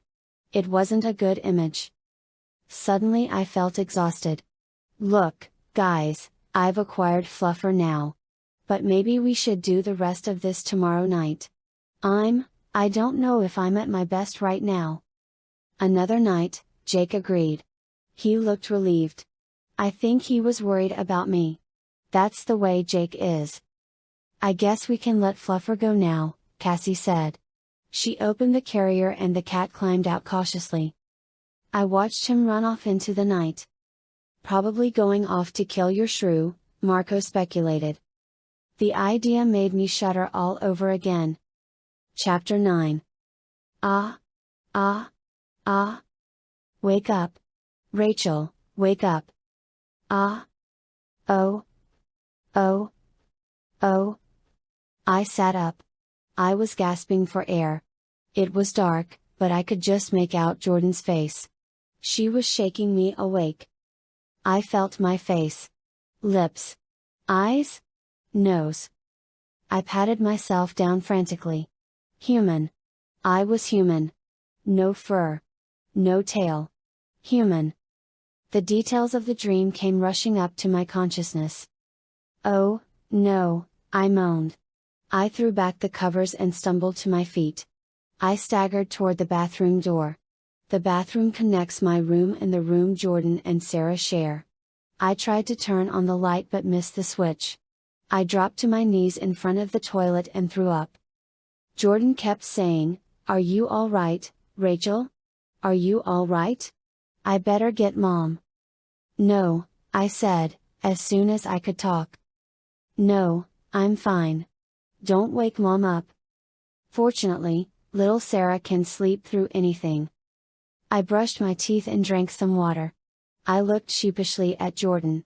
She looks nothing like me. I guess I look more like my dad, and Jordan is like the smaller version of my mom, dark hair and dark eyes. She looked pretty scared. "I'm okay," I said again. "Just a bad dream. I guess it made me kind of sick, is all. But I'm fine now." Jordan relaxed a little. "Must have been some dream." "I guess so. I can't even remember it now. You know how it is. Dreams fade away so you can't even remember them. I can't believe you would just forget a dream that made you scream and hurl." I shrugged. "I've never been very good at remembering dreams. You better get back to bed." She looked at me solemnly. "I know I'm just your little sister by 2 years, but you would tell me if something bad was happening to you, right? I mean, I wouldn't tell Mom or anyone. You could trust me." I smiled and drew her into a hug. "I know I can trust you. If anything bad was going on, I'd tell you." It was a lie, of course, and the lie made me feel even worse. I trusted Jordan. I knew in my heart that she was not a controller. Of course, that's just what Jake had said about Tom. I hugged my sister a little closer. I hated the way suspicion had crept into every part of my mind.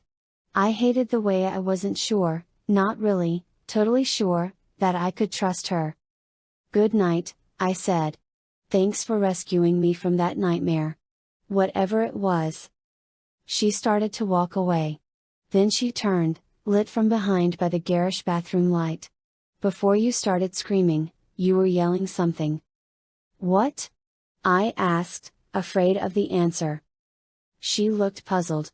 "I think it was maggots. Something like that." I forced a shaky smile. "Good night, Jordan." I crawled back into my bed. The pillow was soaked with sweat. The sheets were clammy. Maggots. Squirming, crawling, busy little white maggots. They were all over a piece of rotting meat and fur. In my dream it was a dead cat. A dead cat covered with vermin eating the decayed flesh. A shrew was getting in on the feast, eating the dead flesh and the living maggots with equal enjoyment. In my dream I knew, I was that shrew. "You look tired," Jake said the next morning. "We took the same bus to school." "Thanks," I said grumpily. "Didn't get enough sleep last night?" "I guess not, if I look as bad as you say." "I didn't say you looked bad, I just said you looked tired." He hesitated. He glanced over his shoulder, checking to see whether anyone was listening. Fortunately, the noise level was pretty high in the bus. Jake lowered his voice and leaned close to my ear. "You didn't get creeped out by the shrew, did you?" "Why? Just because I'm a girl, you think the shrew bothered me more than it would have bothered you or Marco?" "No, that's not it at all," he said earnestly. "It's just, see, when I did the lizard morph, that bothered me. I had nightmares." "Nightmares?" I said it too loudly. Then I lowered my voice back to a whisper. "Nightmares? Oh, yeah. Definitely. When I morphed the tiger I had dreams, too, but not nightmares." "What kind of dreams?" He smiled. "Kind of cool, really. Stalking through a dark forest at night. I was hunting something. It was like I wanted to catch it, but at the same time it was like if I didn't catch it that would be okay, too? Because just running and creeping and then running some more through the woods was the best thing in the world." I nodded. I felt like that after the elephant morph. It was this incredible feeling of being huge and invincible. Like I could never even possibly be afraid of anything. But the shrew was different, wasn't it? Same with the lizard. I guess it's the different characters of the animals. Maybe some are good matches for our human brains. Maybe others aren't. I looked out the window for a while. Then I said, "You know what scares me?" To my surprise, Jake nodded. "Yeah. You're afraid that someday we might have to morph into bugs." I shuddered. "I don't think I'll be willing to do that. I think that may be too much." "Well, your next assignment is a cat." Tobias was a cat. He said it was amazingly cool. He liked it. Just like I really enjoy being a dog. Sometimes when I'm feeling depressed, I really wish I could just morph. Dogs know how to have fun. The bus pulled up in front of the school. Another day of school. Normal life. I looked over the crowd of kids milling around on the lawn and on the steps. I spotted Melissa. "See you later, Jake," I said. "Thanks." "No problem. We're all in this together." I made my way down the bus aisle and ran to catch up to Melissa. But when I got close I saw that her eyes were red and swollen. She'd been crying. I didn't know what to do. In the old days I would have just run right up to her and asked what was the matter. "Hey, Melissa, how's it going?" She looked at me, confused. "What?" I said, "How's it going?" She shook her head slowly, like she couldn't believe I was even talking to her. "What do you care?" "Melissa. Of course I care. What's wrong?" Her eyes went kind of blank. She seemed to be looking at nothing but the air right in front of her face. "What's wrong? Everything is wrong. And nothing is wrong. But just the same, everything is wrong." "Melissa, what are you talking about?" "Forget it," she said. She started to walk away. I grabbed her arm. "Look, you can talk to me. I'm still your friend. Nothing has changed." "Leave me alone," she said grimly. "Everything has changed. Everyone has changed. You stopped being my friend. And my mom and dad." "What?" I pressed her. The bell rang loud and shrill. "I have to go." She pulled her arm away. What could I do? I let her go. I wondered what she had started to say about her father. Had she discovered what her father was? What her father had become? I walked up the steps of the school with my head lowered in thought. As I opened the school door, I ran right into someone. Hey, watch where you're going, young lady." "Mr. Chapman." I recoiled in fear. "See, You have to realize that this was the man who had once directed a Hork-Buyer soldier to kill us all if he caught us. Kill us and only save our heads for identification. That kind of thing sticks in your mind. He peered at me. What's the matter with you, Rachel? A little jumpy this morning? I nodded. Yes, sir. I guess I didn't sleep too well. Bad dreams? He asked. My mouth was dry. I guess so, Mr. Chapman. He smiled. A normal, human smile. His eyes even crinkled up a little as he grinned down at me. Well, shake it off. Nightmares aren't real, you know. At least not most of the time, I said to myself. Chapter 10.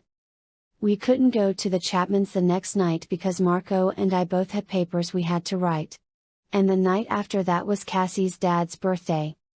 But finally, there we were again on the street outside the Chapman's house. It was a little before 8. Fluffer was out of the house, smelling a fence post 4 blocks over, where another cat had left his scent. At least, that's what Tobias reported. Are you ready? Jake asked me. I nodded. Are you sure? Cassie asked. You can put this off if you want. We don't have to do this tonight. The sooner the better, I said. We all know something is wrong in that house. Melissa is still my friend. Maybe somehow I can help her. Your job is not to help Melissa Chapman, Marco pointed out. You're supposed to be spying on Chapman. You're supposed to be finding some way for us to get at the Yerks, so that we can all turn into wild animals and get ourselves killed. I know why I'm doing this, Marco, I said. He nodded. Okay. Well, take care of yourself in there. That's an assistant principal you're dealing with. He finds out you've turned into a cat and gone sneaking around his house, that will be after school detention for like a year. We all laughed.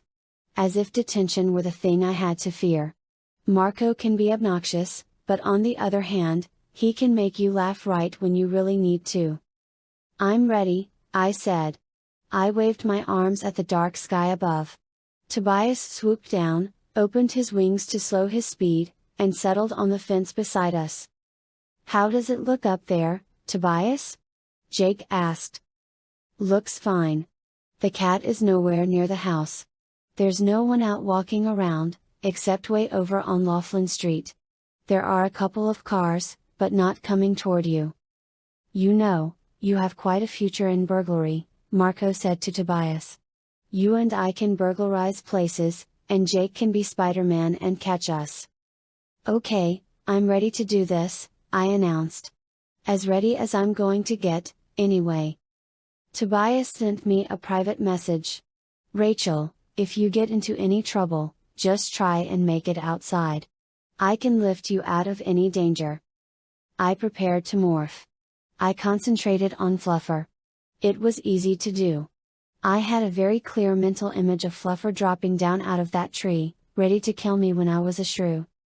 Inside my own body, Fluffer's DNA was stored, ready to be used. All I had to do was concentrate. Each morphing is different. Especially the first time, when you can't even think about controlling how it happens. Even Cassie can't control the first morph. In the case of Fluffer, it started with fur. Black fur came first, and then the white fur began to grow. The fur had almost completely grown in while I was still mostly human. I had luxurious fur on my arms. On my legs. On my face. Fur and whiskers, with everything else pretty much the same. Oh, that is cool, Cassie said. She was staring at me and grinning this huge grin. That is way cool. You look great. Marco and Jake nodded agreement. It's kind of weird, but also kind of pretty, Marco said. I'm thinking you could do commercials for cat food. You sing a little song, maybe dance a little. Forget Morris the cat. You would rule. I began to shrink. But it was strange, because as I shrank and my outer clothing slithered off me, I didn't feel like I was getting smaller. I felt more like I was getting stronger.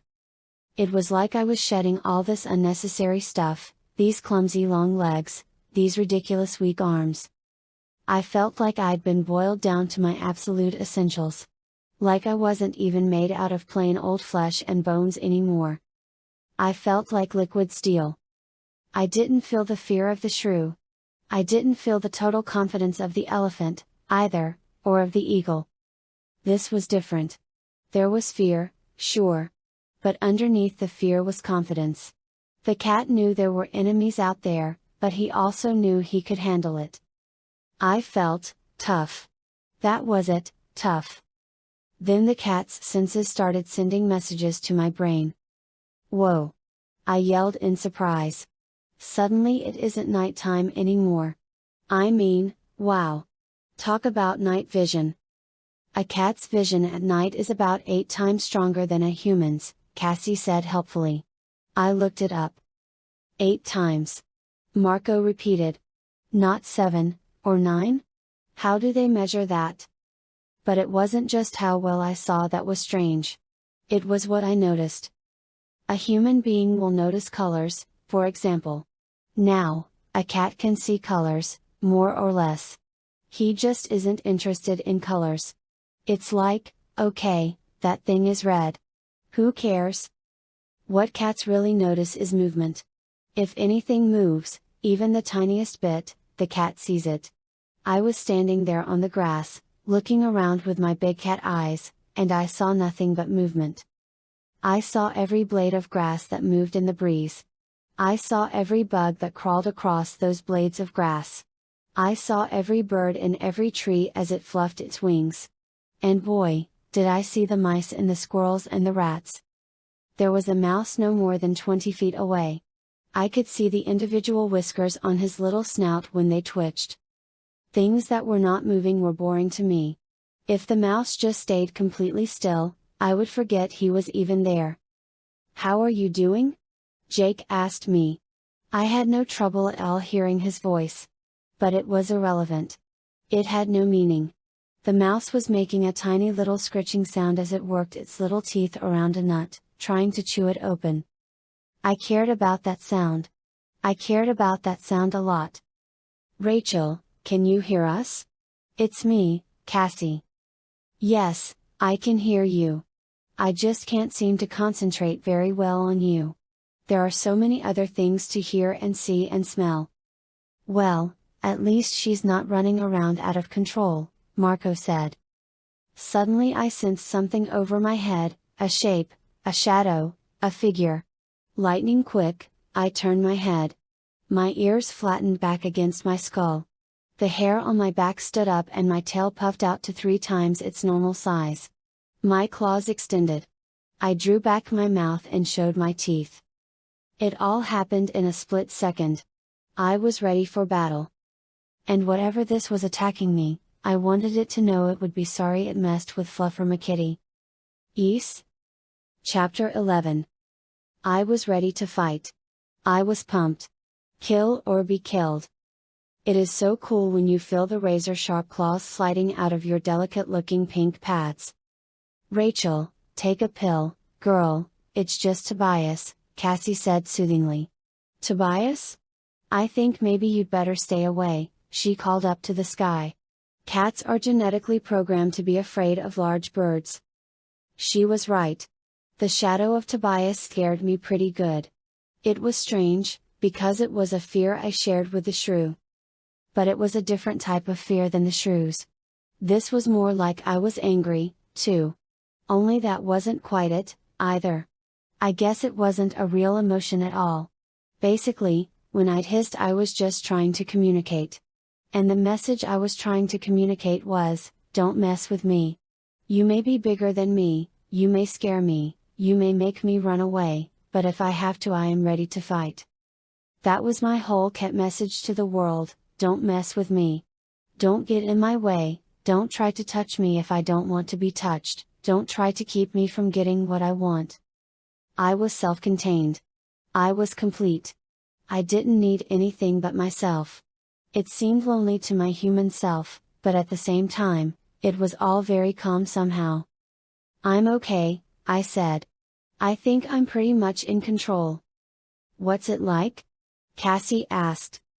It's like, you know those old cowboy movies with Clint Eastwood? He's a gunslinger and he walks into the saloon and everyone kind of gets out of his way. And how he's not really looking for trouble, but you'd better not make him mad? That's what it's like. It's like I'm Clint Eastwood. Can you do this, do you think? Jake asked me. Oh, yeah. I can do anything. Don't let the cat's arrogance get you in trouble, Marco advised. Keep a little of your good old human fear. He paused. Oh, I forgot, mighty Rachel doesn't have any good old human fear. So here's what you do, borrow some of my good old human fear. I have plenty to spare. He's right, Rachel, Cassie agreed. Keep focused. Between your own natural attitude and the cat's tude, you could get cocky. I cast a glance back toward the mouse. He had broken into the nut at last. I could kill him. I was sure of that. He was a plump little mouse, and I would catch him easily. But I wasn't hungry. So he'd get to live a while longer. No problem, I said. We're here if you get into a mess, Cassie reassured me. I'll meow if I need help. Don't worry. I'm in control now. It'll be fine. But the truth is, I was lying, just a little. See, I wasn't completely in control of the cat. For some reason I didn't want to completely control the cat. I kind of liked his arrogance. It made me feel more sure of myself. And despite what the others thought about me, I needed all the confidence I could get. The morph clock is ticking, Cassie said. It's 7:45. Remember that. I headed at an easy trot down the sidewalk toward the Chapman home. As soon as I started moving I thought, oh, man, if I could just keep some of this for my next gymnastics class. It was like grace beyond any grace you can imagine as a human. I passed a wooden fence.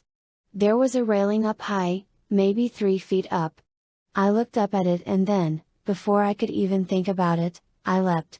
My powerful hind legs coiled up and released. I sailed through the air. 3 feet straight up, and I was an animal that stood only about 12 or 13 inches tall. It was the same as a human being just leaping to the top of a 2-story building. And it was totally nothing. It was just automatic. I wanted to jump, so I did. I wanted to stick the landing on a narrow 2-inch wide rail, and of course, no problem. Compared to a cat, the best gymnast who ever lived is like a big staggering cow or something. Rachel, what exactly are you doing? Jake asked. They were all standing there looking at me. I had totally forgotten they were still around. Just practicing, I said. I jumped back down to the grass. Okay, get the job done first, I ordered myself sternly. You can worry about the Kitty Olympics later. I started again toward the house, but this time something forced me to stop. It was a telephone pole. The smell that emanated from it was overpowering. I went over to it. I sniffed it again and again in short snorts of air. The air was trapped in a series of chambers above my palate. It would be held there even while I went on breathing. That way I could get every possible bit of information from that smell. It was definitely a Tom's scent. A tomcat had marked this pole by peeing on it. He was a dominant cat. Very dominant. His smell made me nervous. Not afraid, just a little less arrogant than I had been. If this cat appeared, I would have to submit. I would have to make myself smaller and less threatening and accept his dominance. Or I could fight him and get my butt kicked. It was just the way things were. It was all there in the smell of his urine, where any cat could read it. I resumed trotting toward the Chapman home. Rachel, are you sure you're in control? Tobias's voice was in my head. Why did you stop to sniff that pole? I figured I should look like a real cat, I said. I was just playing the part. If you say so, he said doubtfully. Just remember, it's fun being an animal for a while. Not so fun when it's permanent. The 2-hour clock is ticking. Tick-tock. That got my attention. It was like a dash of cold water in my face. I focused my human mind and took greater control over the cat's mind. But it wasn't easy. The cat's mind did not even understand the notion of obeying. So I used something the cat would respond to. I conjured up the memory of the Big Tom smell. That triggered the cat's submissiveness. I felt my part of the collective mind grow larger. "You're almost there," Tobias said. "This is the right yard." "Yes, I know. My scent is everywhere, this whole area smells of me. This is home. This is all mine. Rachel, this is all Chapman's. And Chapman belongs to Visser 3. Don't forget that." I trotted to the cat door. Chapman. Visser 3. Big deal. I was a combination of Rachel and Fluffer. What did I care about Chapman and Visser 3? The light inside the house was bright. My eyes adjusted instantly. My nose picked up the smell of cat food, too dry and old to interest me. I also smelled the humans, Melissa, Mr. Chapman, and Mrs. Chapman. Don't ask me how I knew that what I smelled were those 3 people. I just knew. I spotted a cockroach in the dust balls in the dark beneath the refrigerator. No interest to me. Roaches made interesting scritchy noises sometimes, and they were fun to watch run. But they smelled wrong. They were not prey. Swift movements. Feet. Human feet. I didn't bother looking up. It was Mrs. Chapman. High-pitched sounds coming from the motor of the refrigerator. They were annoying. There were also the sounds of birds outside. They had a nest up under the eaves. Then the sound of Melissa's voice. Where was she? I didn't see her anywhere. The sound was muffled. I tried to focus. My ears moved to point toward the sound. It came from above me. Above and far away. She was in her bedroom, that's where. I couldn't hear the words clearly, but I knew that she was muttering to herself. I trotted across the kitchen floor. I knew, as Rachel, I knew I should be afraid. But I couldn't be afraid. Everything here smelled like me. My scent glands had left their marks all over, on that door, on that cupboard, on that chair. It reassured me. The big dominant tomcat smell was not in here. No, there were no other cats in here at all. Only human smells, and those were not very important. I left the kitchen and paused at the corner between the hallway and the family room. Chapman was there, in the living room. I could smell him. He was just sitting on the couch. I glanced at him and walked on. But then I stopped. My human brain sensed something wrong with the picture. Chapman was just sitting on the couch. No TV. No music. He wasn't reading a book or a newspaper. Just sitting. I turned back to the kitchen. I looked up at Mrs. Chapman. She was doing something at the sink. Maybe washing dishes. No, she was cutting vegetables. But again, no TV. No music. She wasn't humming to herself. She wasn't talking to herself the way my mom does when she's working in the kitchen. Not right. Something was not right with either of the Chapmans. I went back to the hallway. There were stairs leading up to the bedrooms. From the hallway I could hear Melissa more clearly. I concentrated, trying to ignore the fascinating sounds of the birds under the eaves. I focused on the human sounds of Melissa's voice. Divided by the square root, no, wait. No, square root times, is that right? She was doing her homework. Her math homework, obviously. Like I should be doing, I thought. I had a pang of guilt. Instead of doing my homework, I was creeping around my friend's house spying on her and her parents. I tried to find a clock. I had to watch the time. At 9:45 my 2 hours would be up. I wanted to be out of morph and back in my normal body long before then. Hopefully, I could still get home and do my math homework and at least do some of the reading for social studies class. I spotted a clock. It was over the mantel, between pictures of the Chapmans and Melissa. The clock said 3 minutes until 8. I had plenty of time. Sudden movement. Oh, just Chapman standing up. The cat part of me wasn't interested in Chapman one way or the other. But I forced myself to pay attention. It was important to watch him. That was why I was here. Is he prey? The cat brain seemed to be asking. Yes. Yes, I told the cat brain. Chapman is our prey. Chapter 12. I followed Chapman as he headed down the hallway. Either he didn't notice me, or else he didn't care. He opened a door that let loose a flood of smells. Dampness. Mildew? Bugs. Rachel? How are you doing in there? I jerked in surprise. A very uncat-like movement. It was Tobias.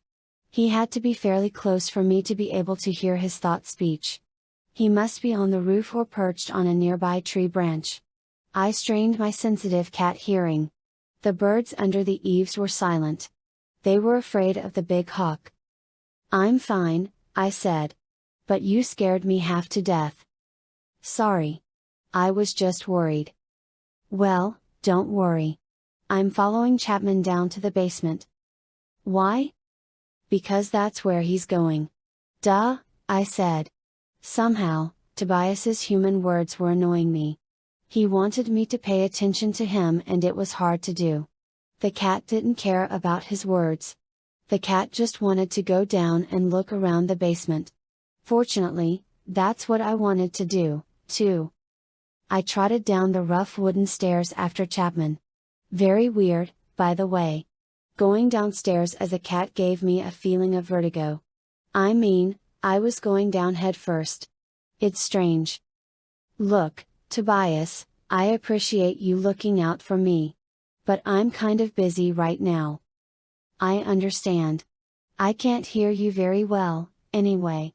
You're getting farther away. Yeah, I'm going down. I waited. He said nothing. Tobias?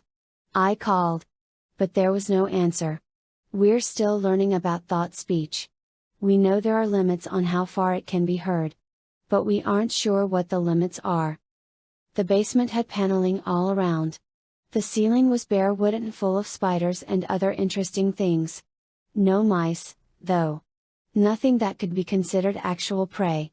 But many things that might be fun to chase. Chapman is the prey, I reminded myself. We are hunting Chapman. There was a sort of TV room with a pool table and some old chairs and a couch.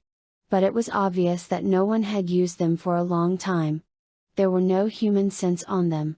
There was dust everywhere and I could hear that there were spiders inside the TV set. The only part of the basement that appeared to have been used was a path right across the floor. I smelled the scents that Chapman had tracked there with his shoes. He walked in a straight line across the basement to a door. It was a simple white painted door. Chapman pulled a set of keys out of his pocket. He unlocked the white door. He opened it and stepped through. 5 feet beyond the white door was a second door. This one was made of gleaming steel. It looked like the door to a bank vault. Beside the steel door, there was a small, square white panel of light. Chapman pressed his hand against it. The steel door opened. It slid into the wall like the doors on Star Trek. I knew I had to go after him. But my human mind was afraid. And my cat mind didn't see any reason why I should walk into that dark place. To both of us, it felt like a trap. Like a place we couldn't get out of. But I had to. I had to go in there. That was the whole point of this spying trip. And Chapman was my prey. At the last second, just as the door swooshed shut, I bounded into the room. It was dark at first, not that it bothered me. Then Chapman turned on a low light. It was strange, because I could actually see better in the dark than I could with the low light. There was a sort of desk set into the wall. It was gray steel and very unusual looking. There were more little light panels in various cheerful colors. And there was something that looked like a small but complicated spotlight hanging down from the ceiling. In front of the desk was a chair. A totally normal office-type chair. Chapman sat in it. He ran his hands over a blue panel. Then he looked at his watch. He sat patiently, waiting. For about a minute, nothing happened. I tried to look nonchalant, like I had just happened to wander in. But at the same time I was careful to stay behind Chapman so he wouldn't see me. I remembered Jake's warning. About how anyone else would just assume I was a plain old cat. But Chapman knew about morphing. The Yerks knew about the Andalite morphing technology. So if Chapman or any controller ever saw an animal acting the wrong way, they could suspect the truth. Suddenly a brilliant light snapped on. My cat eyes adjusted instantly, but even so, the light was painfully bright. It came from the little spotlight thing. Chapman turned around in his chair to face the light. The light began to change. It took shape. It turned different colors. The 4 hooves appeared. The bluish fur. The many-fingered hands. The flat, intelligent face with no mouth and only slits for a nose. The penetrating, almond-shaped main eyes. Then the strange extra eyes, mounted on stalks that turned this way and that, looking around the room. Last came the tail, the wicked, curved, scorpion-like tail. An Andalite. Just like the Andalite prince who had given us our powers. But I knew this was no true Andalite. Dread washed over me. Dread too strong for even my cat brain to ignore. This was no true Andalite. This was the only Andalite body ever seized and taken over by the Yerks. The only Andalite controller in all the galaxy. This was Visser III. Leader of the Yerk invasion force. The evil creature who could morph into monsters acquired from all over the universe. This was Visser III, the creature who had murdered the Andalite prince while we cowered in terror. This was Visser III, who had nearly killed us all in the hell of the Yerk pool. "Welcome, Visser," Chapman said in a very humble voice. "Innis 226 of the Sulp Niar pool submits to you. May the Kendrona shine and strengthen you." "And you, Innis 226, Visser III said." I was shocked to hear the Visser's voice. In his Andalite body he had no mouth. Andalites communicate telepathically, just the way I do when I'm an Animorph. The second shock came from what they had said to each other. Innis 226. That had to be the name of the Yerk slug who controlled Chapman. The cat part of my brain was busy with a different question. Was this apparition real? No. There was no scent. No scent at all. Only light and shadows. It was a hologram, I knew. But it was a very convincing hologram. Visser III seemed almost solid.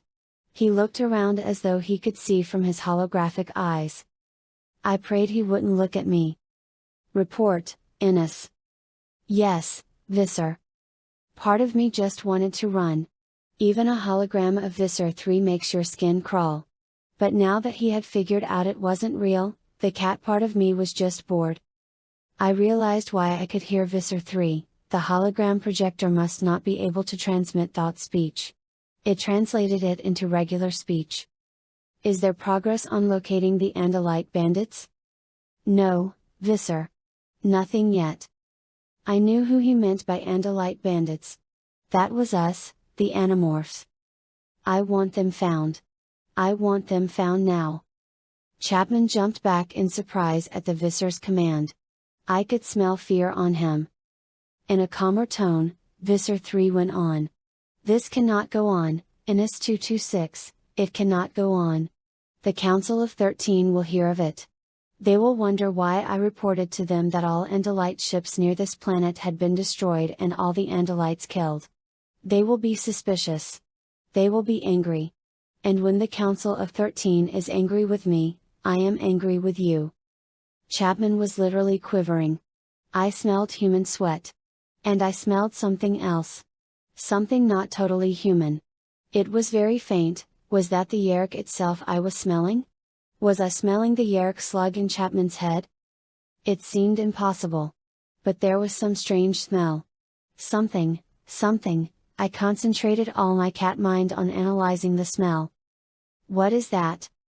Chapman swiveled in his chair. I looked up and froze. Chapman was staring right at me. And worse, much worse, Visser III's stalk eyes were focused on me, too. "It's called a cat," Chapman said nervously. An Earth species used as a pet. The humans keep them close and find comfort in them. Why is it in here? It belongs to the girl. The host's daughter. I see, Visser 3 said.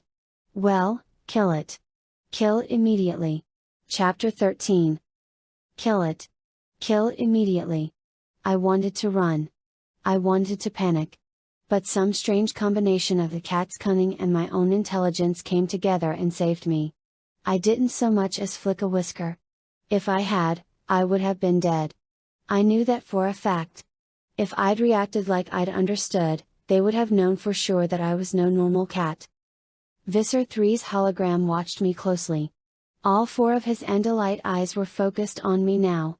And behind that gentle Andalite expression, I could feel the razor-sharp focus of the powerful, evil Yerk. Chapman, too, was staring at me. He had the same look in his eyes that he had when he caught someone trying to skip out of school. I was terrified. Or at least the Rachel part of me was terrified. Fluffer couldn't have cared less. He sensed my concern, but he had none of his own. There were no birds of prey here. There were no dogs. There were no smells of dominant cats. There was only a sort of three-dimensional picture that had no scent. And Chapman. Chapman might be prey, or he might not, but he was certainly no threat.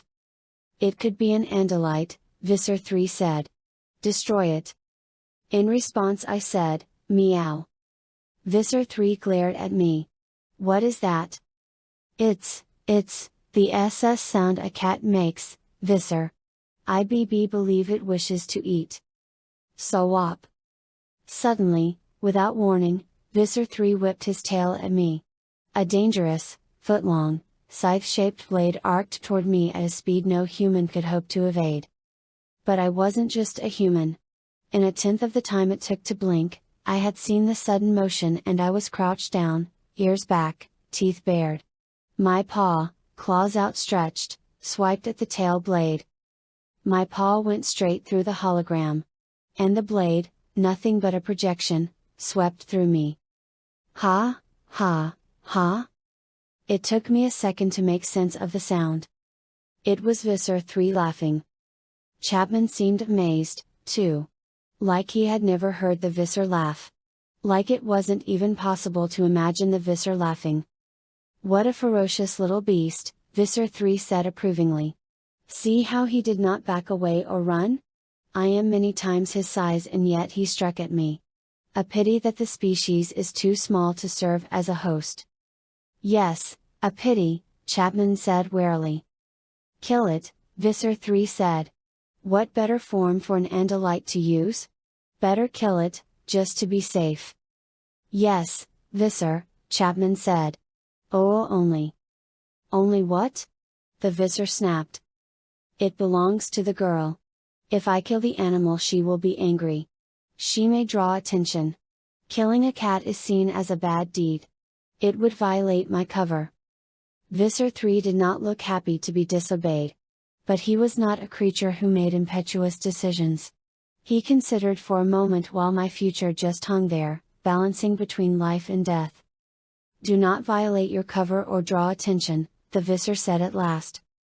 I figured it was time for me to do something in my own defense. I walked over and rubbed my flank against Chapman's leg. What is it doing?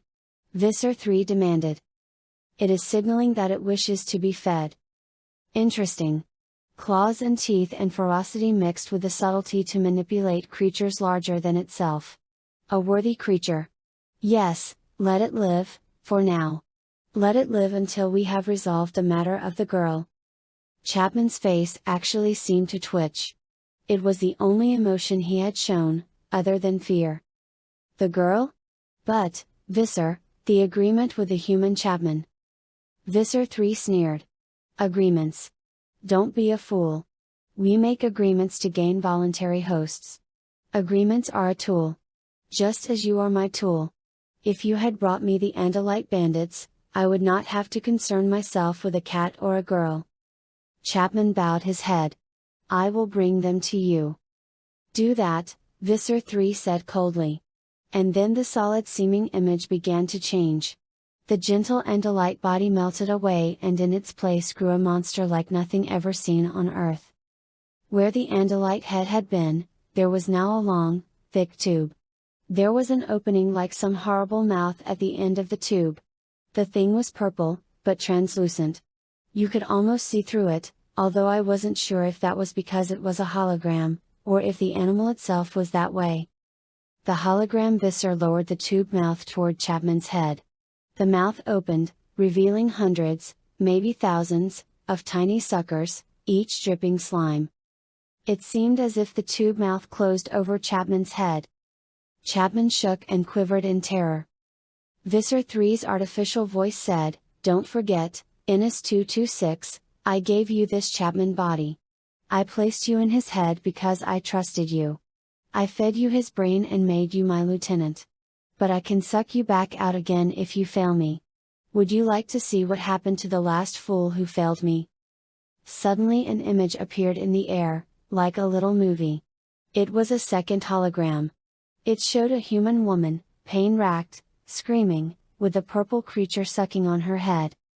The real Chapman began to moan. "Oh, no, Visser.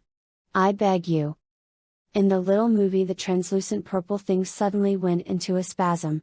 From the woman's ear there came the slug. It was sucked, dripping, gray, slimy, right out of her head. The purple creature swallowed the Yerk slug. Then the little movie ended. Not a very pretty picture, is it, Innis 226? Chapman just shook his head. His eyes were still staring at the empty air where the image had appeared. Visser 3 began to resume the Andalite form. "Don't fail me," Visser 3 said. Chapter 14. Suddenly Visser 3 vanished. The room was dark again. Chapman sat hunched over the desk, with his head in his hands. It was a while before he opened the door and we both went back up the stairs. Mrs. Chapman was there, waiting. "What are the Visser's orders?" she asked in a whisper. Chapman looked at her like he'd just seen a ghost. "He wants the Andalite bandits. He morphed into a Vanarx. A Yerkpain." He kept his voice low, too. He glanced toward the stairs. I guess he was checking to see if Melissa was around. Mrs. Chapman shuddered. "I'd heard that he acquired a Vanarx. I always thought it was just another story to frighten his underlings. He showed how he destroyed Innis 174. Mrs. Chapman looked shocked. "He used a Vanarx on an Innis of the 2nd century. That Andalite controlling scum," Chapman said viciously. "I wish the Council of 13 would find out what kind of a mess he's making on this planet. Let them take that Andalite body from him and throw him back in some distant pool on the home world." "Don't wish for that," Mrs. Chapman said grimly. "Long before Visser 3 loses power, he will surely have destroyed you for failing him." Mike had ears noticed the sound before either of the Chapmans. Movement. Human feet pounding. I cocked my ears toward the stairs. "Hey, Mom? Dad? Can one of you help me with this math problem?" It was Melissa. She was halfway down the stairs. She stopped and glanced hopefully at her parents. Or at least at the people who had once been her parents. "We're busy right now, Melissa," Chapman snapped. "Besides, dear, you should do your own work. That's how you learn," Mrs. Chapman said. "If you still can't figure it out later, your father will help you." Melissa's face fell. She forced a smile, but there was no happiness there at all. "I guess you're right, Mom. It's just this square root stuff." She hesitated, like she was hoping her parents might change their minds and go back upstairs with her. Mrs. Chapman smiled. It was a smile as empty as Melissa's. "Square roots are hard to understand, aren't they? But I know you can do it. I'll come up and check on you before you turn in, sweetheart," Mr. Chapman said. The words were normal enough. I guess my own mom or dad could have said exactly the same things to me. Dear. Sweetheart. But the way they were said, there was something missing. Humanity. Love. Call it whatever you want. The words were right, but they were completely wrong. It was horrible. Horrible in a totally different way than the monsters we had fought in the Yerk pool. This was the kind of horrible that made you want to cry instead of scream. And suddenly I found myself running after Melissa as she headed back up the stairs.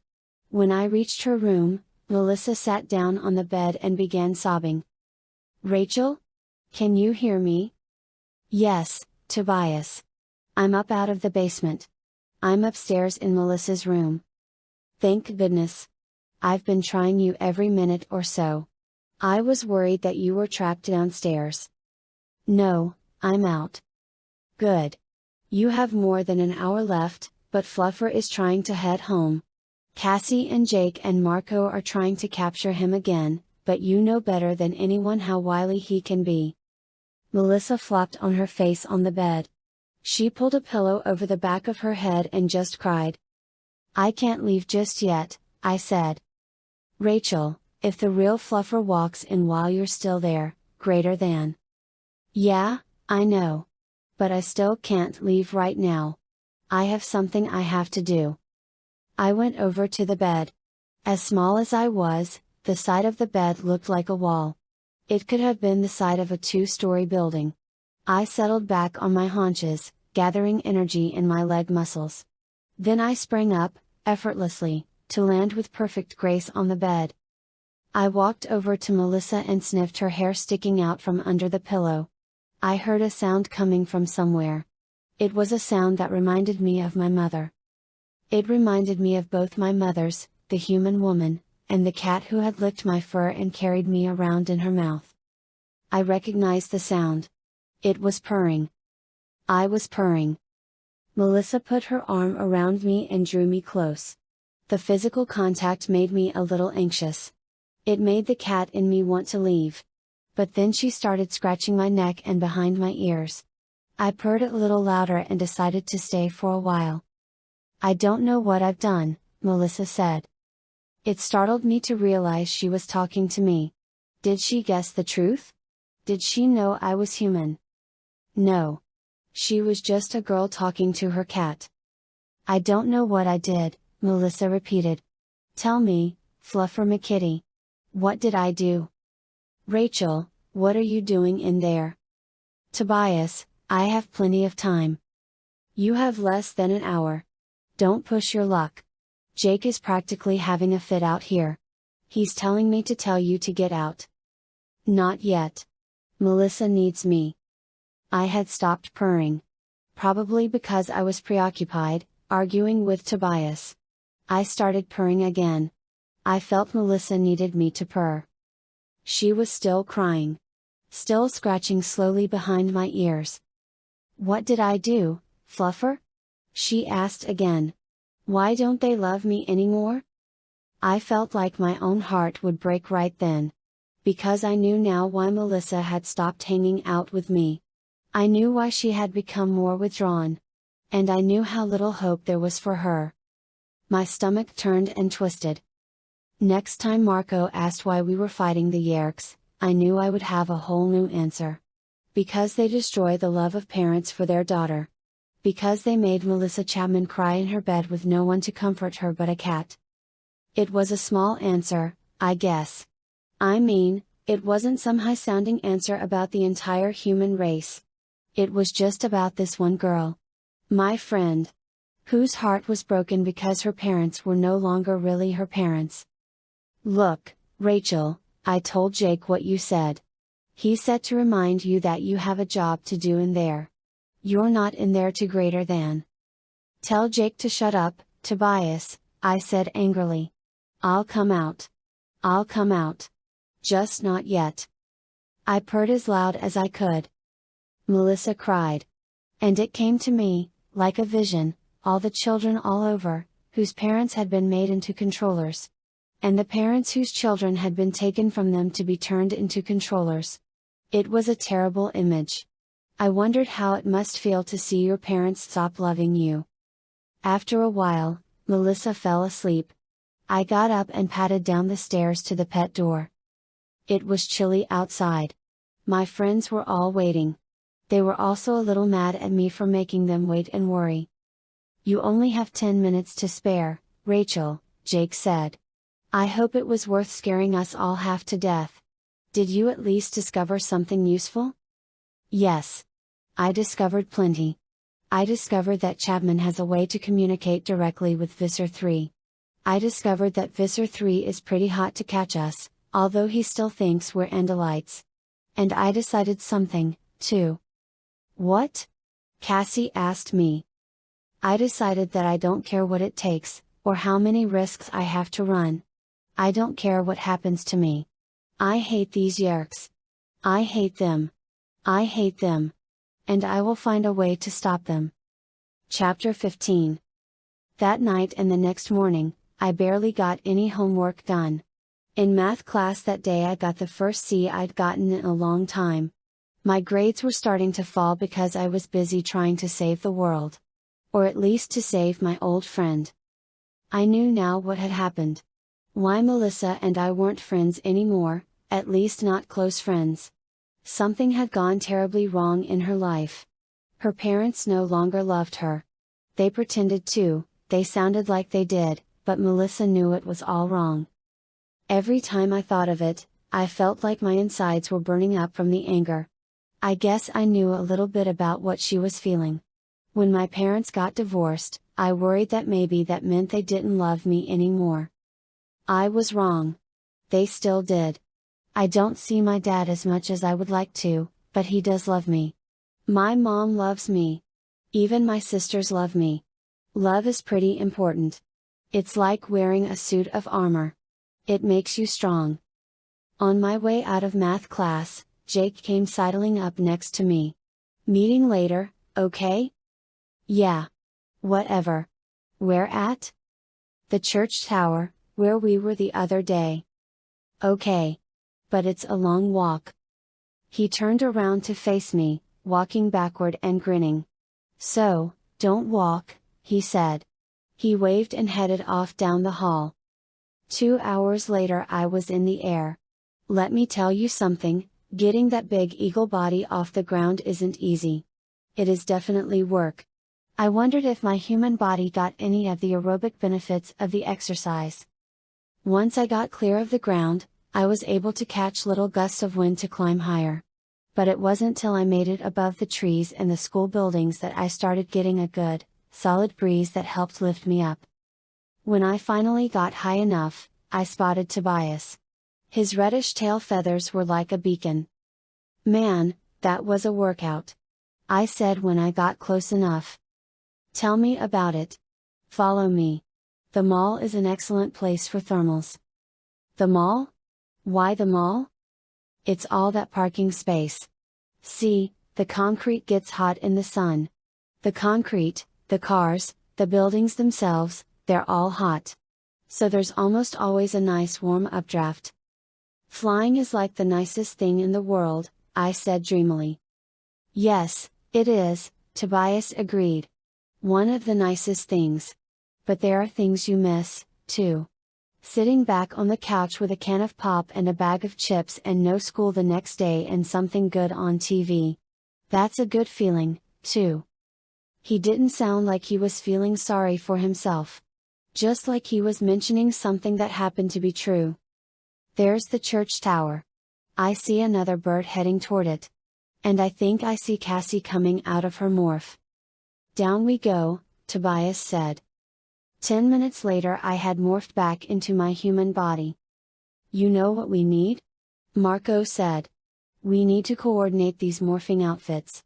I mean, Cassie's wearing green patterned leggings and a purple stretch top, and Jake's got on those awful bike shorts, and Rachel is stylish, as always, in her black tights. Put it all together and we look pretty scruffy. What do you want? Jake asked him. You want us all to wear blue with a big number 4 on our chests? Become the Fantastic Four?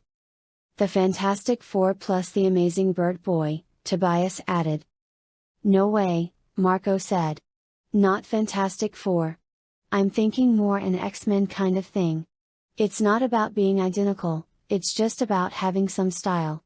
Right now, if anyone saw us, they wouldn't think oh, cool, superheroes, they'd think man, those people do not know how to dress. Marco, I said, I think it's time to get over this fantasy of yours. We are not superheroes. This is not a comic book. Yes, but I really want it to be a comic book. See, in a comic book the heroes don't get killed. I mean, okay, they killed Superman that time, but it was only temporary. Can we deal with reality here? Jake asked. We have business to discuss. What's the matter with combining green and purple? Cassie asked Marco. It's a major fashion no-no, Marco said. Been reading Vogue again, Marco? I teased. Jake put his hand over Marco's mouth. People? And I used the term loosely. We need to decide what we're doing next. Marco pried Jake's hand away. I want to decide what we're not doing next. I should be spending more time with my dad. You know, he's still messed up over my mom. Marco's voice always cracked whenever he mentioned his mom. He'd start out sounding tough and all, but his voice would end up with that little break, that little wobble. It had been 2 years since his mother disappeared. They said she drowned, although they never found her body. His father had fallen apart. It was the main reason Marco was so reluctant to be an Animorph. He was worried that if anything ever happened to him, his dad would just give up totally. I could see that Jake was about to say something impatient. And I was feeling the same way, like Marco just needed to deal with reality. But Cassie put her hand on Marco's arm. Don't ever let any of this get in the way of spending time with your dad, she said earnestly. He needs you. We need you, too, Marco, but your dad comes first. She looked at Jake, then at me. There isn't much point in doing any of this if we forget why we're doing it. I thought about Melissa. And I thought about my mom and dad and how great it was to have them, even when they got on my nerves. Cassie's right. When you get home, tell your dad you love him, Marco. I blurted it out without thinking about it. It wasn't the kind of thing I normally say. Thank you, Dr. Rachel, Marco said. He said it snidely, but I could see he knew what I was talking about. Then he was suddenly all business. He rubbed his hands together. Okay, let's get serious here. How are we going to go about getting ourselves killed next? Turn into flies at a frog convention? Morph into turkeys at Thanksgiving? I want to go back in, I said. Back into Chapman's. Why? Jake asked. We learned a lot already. We didn't learn the location of the Kendrona, I pointed out. That's what we need to do, sooner or later.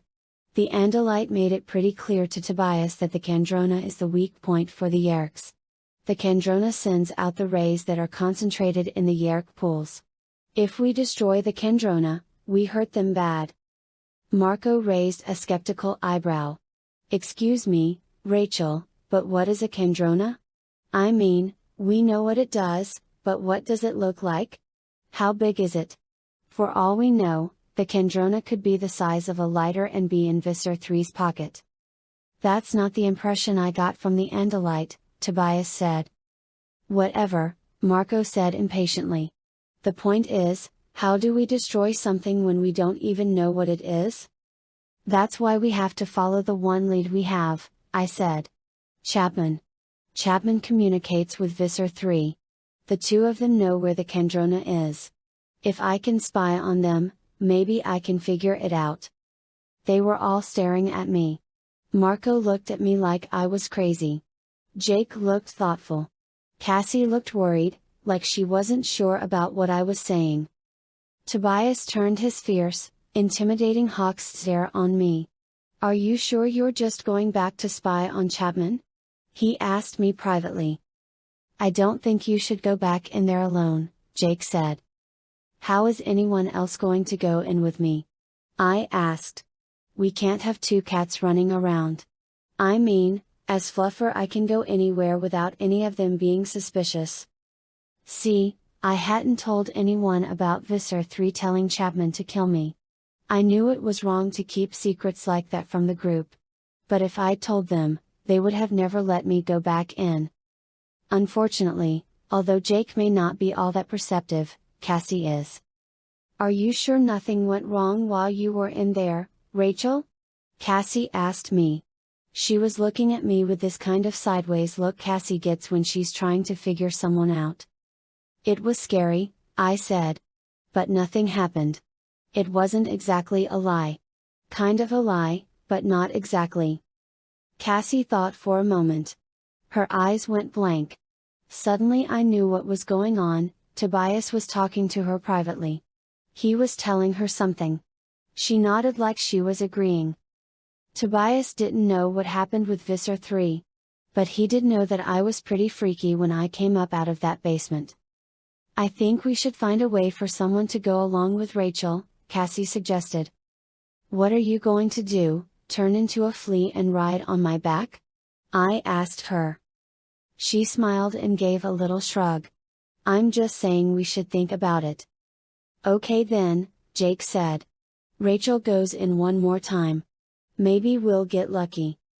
We haven't gotten lucky since we walked through that construction site and met our first alien, Marco said. Maybe that's going to change, I said. I'm going in and I'm finding a way to hurt those creeps. That's not the only reason you're going back in there, Tobias said in my head. You're not just doing it to hurt the Yerks, you're going back in there because you want to help Melissa. Same thing, I said. I guess the others wondered who I was talking to. Chapter 16. It was a dark and stormy night. Sorry, I've always wanted to write that. But it really was a dark and stormy night. Where is Jake? I asked as we all got together down the street from Chapman's house. Everyone else was there. Cassie and Marco were wearing raincoats, although it hadn't started raining yet. Tobias was overhead, trying to hold onto a branch in a tree while the wind tried to knock him off. Jake had to stay home, Marco said. Something about his dad grounding him. Why would his dad ground him? How do I know? Marco said, sounding grouchy. You know how parents are. Don't ask me to explain them. I bit my lip. Somehow I felt more nervous with Jake being absent. The crazy wind whistling through the branches wasn't helping my confidence, either.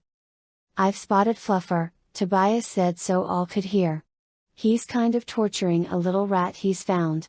But at least it's not a shrew. Look, I'm not a big fan of shrews just because I sort of was one. I took a deep breath. Okay, look, we can't always count on all of us being together, I guess. So we go without Jake. I glanced at Cassie. She smiled blandly. Something was going on with her, but I didn't have time to find out what. I'll scope out the area, Tobias volunteered. He opened his wings a little and was immediately propelled out of the tree by the wind. I watched as he rode it expertly, swooping quickly up into the air beyond the range of my weak human eyes. After a while we saw something shooting over our heads at about 50 miles an hour.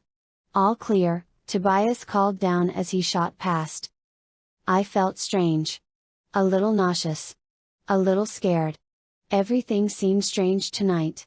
The weird thing was, I knew I'd feel better as soon as I morphed. I concentrated. The first raindrop fell just as I felt my tail grow out behind me. By the time I had fallen to the ground, surrounded by the tint of my clothing, the rain had started for real. Oh, perfect, Marco said. This just gets more and more fun. At least you have a raincoat, I said. I have nothing but fur. And this rain makes it impossible to smell anything out here. Cassie squatted next to me. She's just a normal-sized girl, but when you're a 10-pound cat any human being looks like Godzilla. Be careful, Rachel, Cassie said. And then she stroked my back. I started to move away, but she kept her hand on my back for a few seconds. Then, smiling mysteriously, she stood up. I found I soon lost interest in Cassie's expression. Cats really don't have much interest in humans at all, unless food is involved. I'm out of here, I said. I took off at a medium run. Cats don't like rain. I could feel the cat brain's distaste. I'd always thought cats hated all water. But that wasn't Fluffer's attitude. See, to him it was all about the smells and the sounds. Rain washes away sense. Without sense, a cat feels cut off and lost. Almost as bad as losing smells is the fact that rain plopping all around you makes it hard to listen for the important sounds, the tiny high-pitched squeaks and the little furtive scritching noises. Rain to cats is like being in the dark is to human beings. It just makes the whole world kind of boring. So I ran toward the kitty door, actually looking forward to the friendly smells and sounds of home. At least, that's what Fluffer was thinking. I was still wondering why Jake hadn't come. And I was wondering if it was some kind of bad omen. There was a bad feeling over this whole mission. I knew my way around the Chapman home, both as a cat and as a human. And I was pretty sure I knew the routine. Last time Visser 3 had made contact right at 8 o'clock. If Visser 3 communicated with Chapman at the same time every night, then I had arrived right on schedule. Chapman was sitting on the couch, same as last time. And just as I'd hoped, at 3 minutes till 8 he stood up and headed down toward the basement. My whole plan was to go down there with him. I remembered the layout of the little secret room. I remembered the desk. I knew if I could somehow follow him down without him seeing me and then get under the desk, I would be invisible to him, and to the Visser 3 hologram. The problem was that the whole plan counted on Chapman not noticing me. He headed for the basement door. I fell into step right behind him. The trick was to stay just inches behind his feet. From there he couldn't see me. But I had to watch his feet closely. If he hesitated, I could plow right into him. That would be a very uncat-like thing to do. He walked. I kept pace perfectly, just behind. He headed down the stairs. I figured this part would be easier. When people walk downstairs they usually look where they are going. They don't turn around and look behind them. But one sound, one clumsy move, and I was finished. We reached the bottom of the stairs. Suddenly Chapman stopped dead. I leapt behind the couch. He looked around, like he'd heard a noise. Or maybe he just sensed something. I froze. I didn't move a muscle. He started on toward the door. I fell into step behind him again. So, what's happening? I nearly had a heart attack. My tail puffed up. My back fur went straight up. I almost bolted. Chapman stopped and I nearly got entangled in his legs. His left foot moved. I dodged. He backed up a little. I squirmed out of the way. It's me, Jake. What's going on, Rachel? Jake? Chapman opened the door of the secret room. He stepped through. I was right between his monstrously big feet. If he happened to glance down. But he didn't. He didn't, and when he turned around to shut the door behind him, I bolted for the desk. I jammed my body as far back in the dark corner as I could. I'd made it, barely. I was alive, so far. Rachel? Can you hear me? Jake? Where are you? You scared me half to death. Are we okay? He sounded concerned. Me, I was just angry. What do you mean are we okay? I yelled silently. Where are you? Well, I'm kind of on you. On me. Jake, this is not the time to be playing jokes. Chapman sat down at the desk. His feet pushed beneath the desk, just narrowly missing me as I once again dodged nimbly out of the way. Sorry. I can't exactly see. I kept my eyes focused on Chapman's feet. Cats have incredible powers of concentration. I focused hard on those big feet, each almost as big as I was. I had to stay out of their way. That was the key to staying alive. Jake, we're in kind of a situation here. In like 10 words or less, where are you? In 10 words or less, I'm morphed, Jake said. I'm a flea. Chapter 17. Excuse me? It would have been funny if I hadn't been so terrified. Are you telling me you morphed into a flea? A flea? Yeah. I'm on your back. Or your head. I can't tell. I don't really have eyes. At least not eyes that see anything I can understand. I mean, all I know is warm or not warm. I think I can sense blood. That's about it. And I can kind of sense motion. Like when your hair stood up, I knew there was something going on around me. Jake, this is sick. This is beyond sick. What is the matter with you? A flea? Are you insane? Just being a lizard made you sick. This is way worse. Actually, it's kind of okay, he said. I mean, I don't know how to explain it, but the flea mind is so limited it's not hard at all to control. All it knows is to move toward the sense of warm blood, and eat. It's like, I don't know, like in a way I'm not even really in the flea because I can't see much or sense much. I expected it to be horrible, but when Cassie and Marco and I tested it out, greater than. They're in on this with you. Of course. That's why Cassie had made such a point of patting my head. She was depositing Jake on me. Rachel, we were worried about you. We figured someone should go along with you. Tobias said, greater than. Ah, so Tobias is in on this, too. Tobias said you were not telling us everything. He wasn't sure why, or what it was you weren't telling. I sighed inwardly. I guess it's good to have friends who care about you. But on the other hand, Jake had practically made me run into Chapman. Besides, the idea of Jake morphing into a flea and crawling around in my fur just gave me the worst creeps you can imagine. Suddenly the brilliant light went on. Visser 3 appeared in the room. Jake. The Visser is here in hologram. So don't distract me, okay? We're hiding under the desk about half an inch away from Chapman's foot. Oh. But it doesn't matter if he sees you, right? I mean, he'll just figure you're the cat. No biggie. So you shouldn't be acting suspicious. I hesitated. Oh, well, it would have to come out sooner or later. Jake? That thing I didn't tell you. It's that Visser 3 saw me in here last time. He told Chapman he should probably just, kill me. He was worried I might be an Andalite and morph. For a while Jake didn't say anything. I had the feeling he was trying to keep himself from yelling at me. He failed.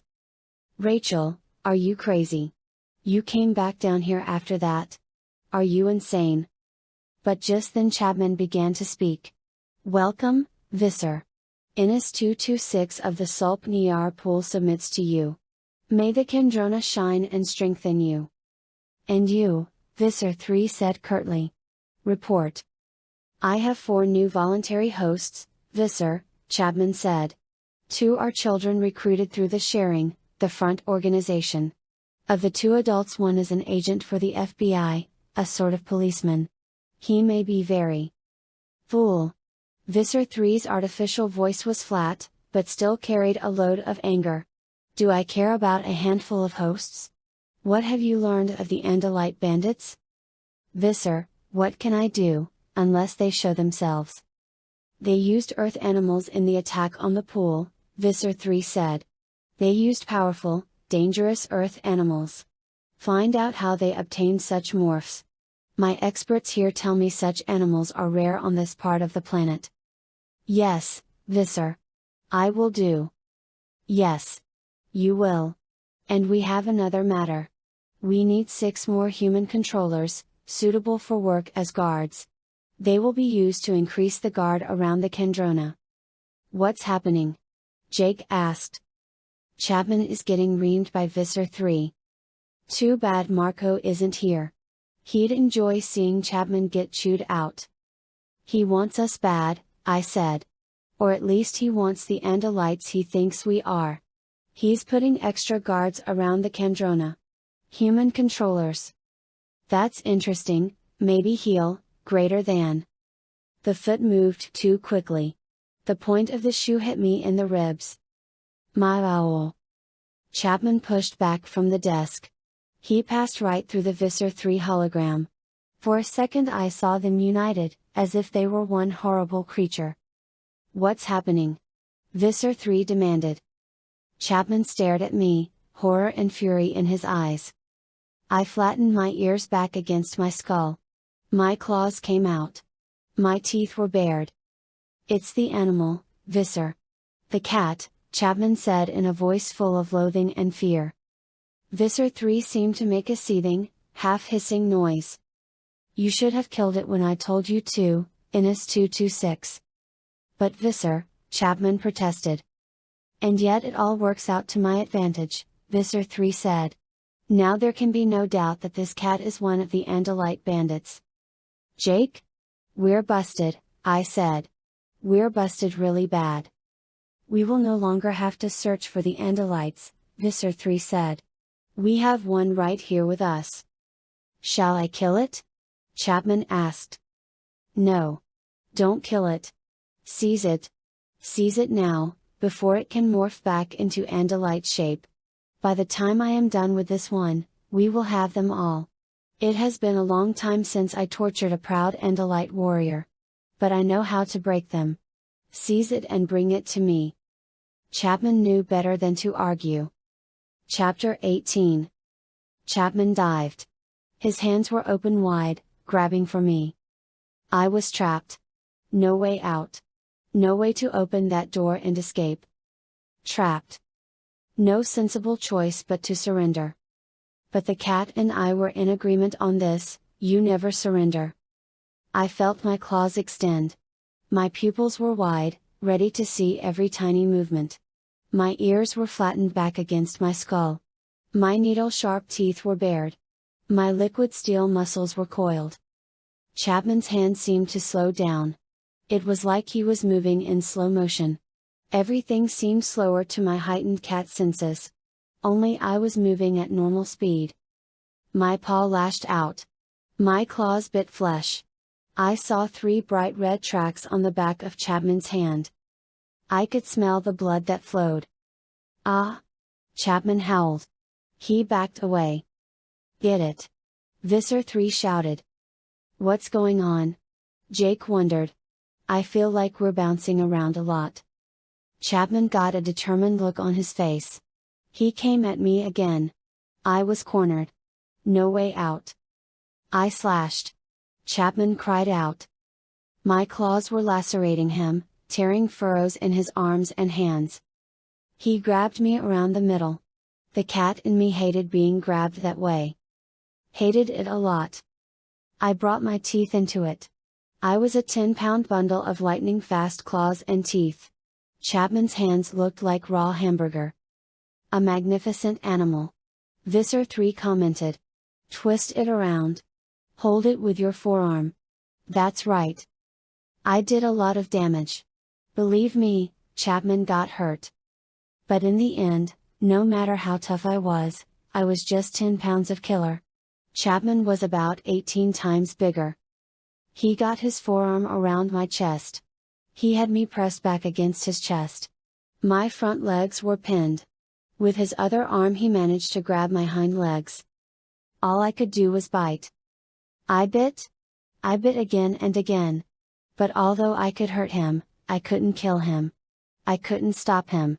His fear of Visser 3 was greater than the pain I was causing. "Bring it to me," Visser 3 said enthusiastically. "Bring it to me. I will come to collect it at the nearest landing site." "Visser, what if it resumes its Andalite shape? You have weapons. If it tries to remorph, kill it." "Yes, rotten little beast. Yes, Visser. I will go directly. We will deal with this Andalite bandit. And bring the girl, too." "The girl, Melissa?" Chapman asked. "I have been indulgent too long. This Andalite spy has penetrated your home. It is because of the girl. I have already chosen the Yerk for her. Bring her with the Andalite. Obey me, Innis 226. Or prepare to face the Vanarchs."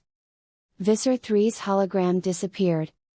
Chapman suddenly threw me across the room. I twisted in midair and brought my legs around for the landing. I hit the floor and skidded. Okay, something is definitely going on out there. By the time I was up, Chapman had reached his desk and opened a drawer. His bloody hand came out with a small pistol-like device I had seen before. It was a handheld Drawcon beam. Chapman leveled the weapon at me. He was shaking. His face seemed to be twitching. The weapon jerked a little with each spasm. But I knew he would still have gotten me if I had tried to move. "Are you going to tell me what's going on?" Jake demanded. "A few seconds ago I felt another warm body close by. And I think I'm sensing blood." "We're in kind of a mess," I said. "What kind of a mess?" Jake asked. Chapman has a Drawcon beam pointed at me. He knows I'm not exactly a cat. He thinks I'm an Andalite. He's taking me to Visser 3. Oh. This is bad. It gets worse. Visser 3 wants Melissa, too. Chapman opened the door a crack. "Get down here. Now," he yelled upstairs. I guess he saw my eyes flick toward the door. He made a fierce, vicious grin. "Try it, Andalite. Go ahead and try it. I'd love the excuse to fry you." I decided not to head for the door. "You've made life very difficult for me," Chapman said. "Very difficult. If I have to let Visser 3 take the girl, my host will make life annoying for me. Do you know how tiring it is to have an uncooperative host?" "No, of course you don't. But trust me, Andalite, I will gladly kill you." Mrs. Chapman appeared at the door. "What is it?" "This cat is one of the Andalite bandits in Animorph. Visser 3 wants him. Get me the cage we used to take him to the vet." Mrs. Chapman nodded and disappeared. "What's going on now?" Jake asked. "Mrs. Chapman is getting a cage," I said. I was feeling utterly defeated. Because of me, the Yerks were going to take Melissa. I had failed. I had made a mess of things. Mrs. Chapman brought the cage. She opened the little barred door. "In," Chapman snapped. I didn't move. "In," he said in a cruel whisper. "In or I'll finish you right here." He looked like he meant it. I walked into the cage. Mrs. Chapman closed the door and made sure it was locked. Chapman snatched up the cage and carried me to the top of the stairs. "Now," he snapped at his wife, "go get, Ung." Peering through the slats in the side of the cage, I saw him stagger. His face was twitching like he was a crazy man. He seemed to be having a hard time getting control of his mouth. "Go, get, the, girl," he said through gritted teeth. Mrs. Chapman started to obey, but then Chapman cried out. "Oh! Ung?" He fell to his knees. He is fighting me?" "Host rebellion," Mrs. Chapman muttered under her breath. She seemed horrified and fascinated all at once. Then, suddenly, her left hand slapped her own face. "Ah! Mine, too."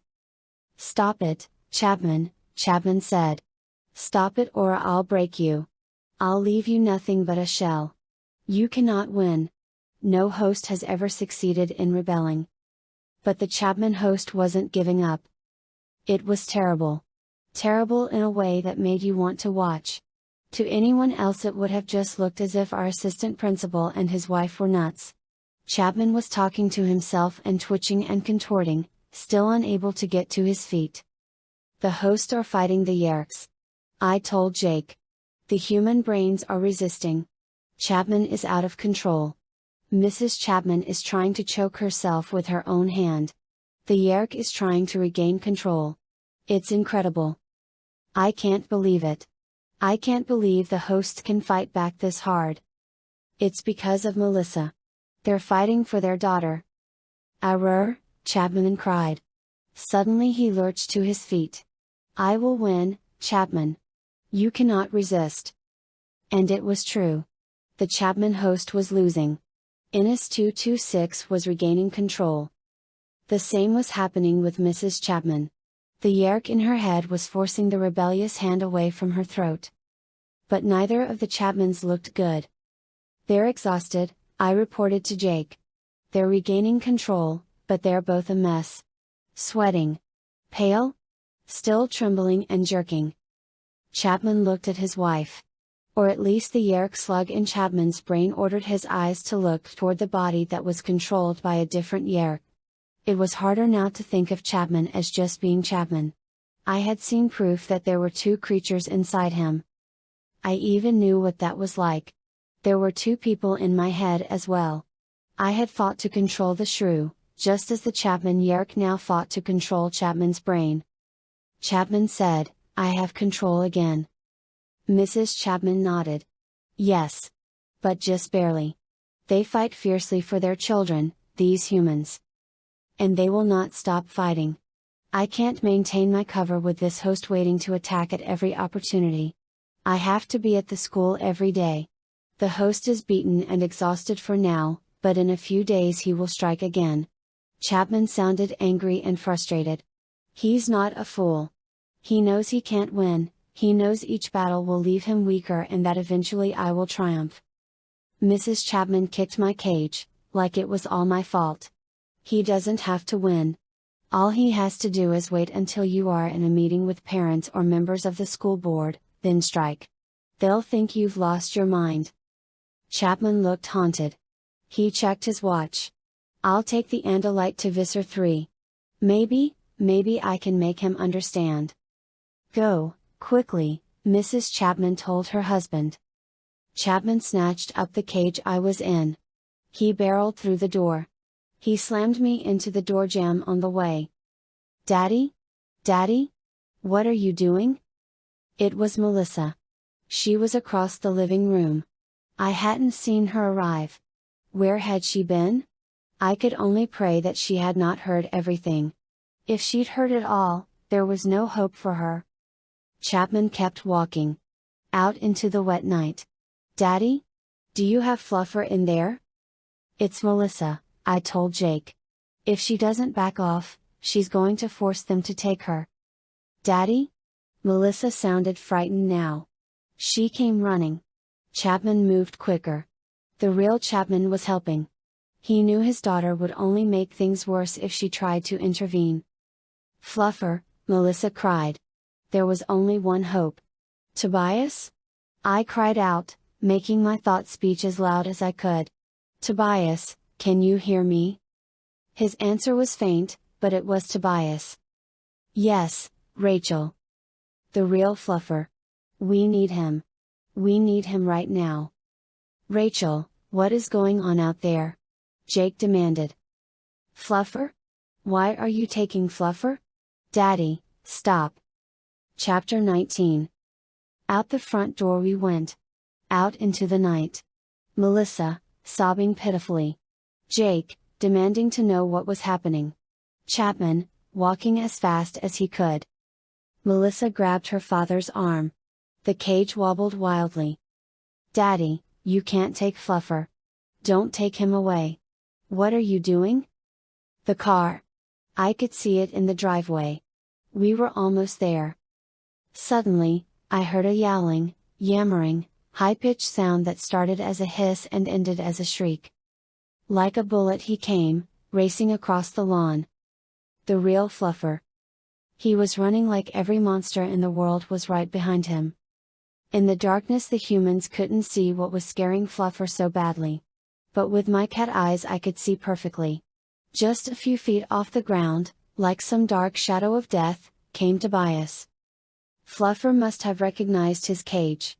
He must have figured that if he just got inside he'd be safe from the talons of the raptor that pursued him. Fluffer leapt toward the cage. He glommed onto it and tried to dig his claws into the plastic. For one frozen instant Fluffer McKitty saw something he never expected to see. Fluffer saw himself. It was almost as weird for me. The cat in my head was totally baffled.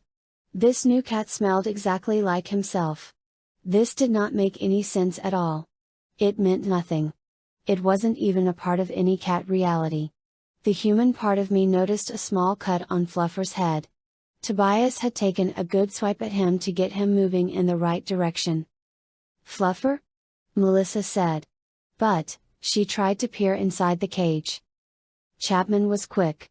"No, sweetheart," he said. This isn't Fluffer at all. It's some other cat that sneaked into the basement. He's different. I'm taking him to the shelter so his owners can pick him up. But why didn't you just tell me that? Chapman looked confused. I didn't notice you. Melissa stepped back like she'd been slapped. But Daddy, I was crying. Sorry. Chapman shrugged. He shoved the cage into the backseat. We drove off. I breathed a sigh of relief. I knew Melissa wasn't safe yet, but she was safe for now, at least.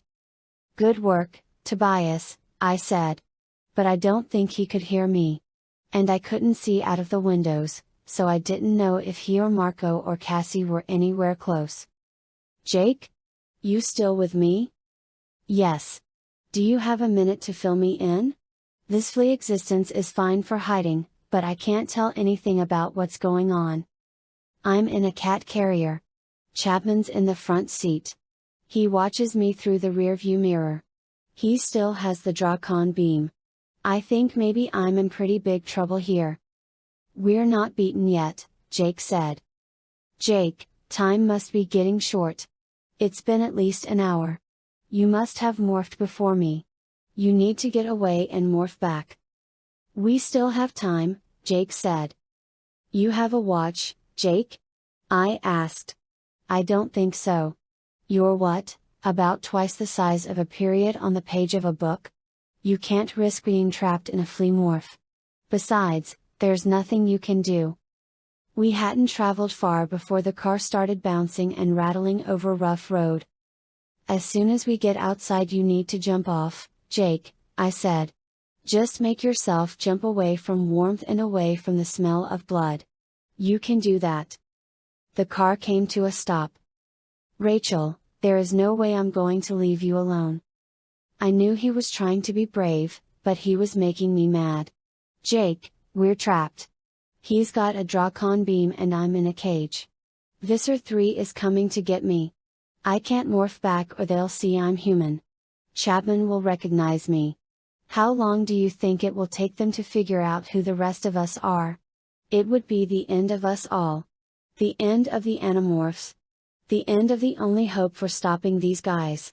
Come on, Jake, you know it's true.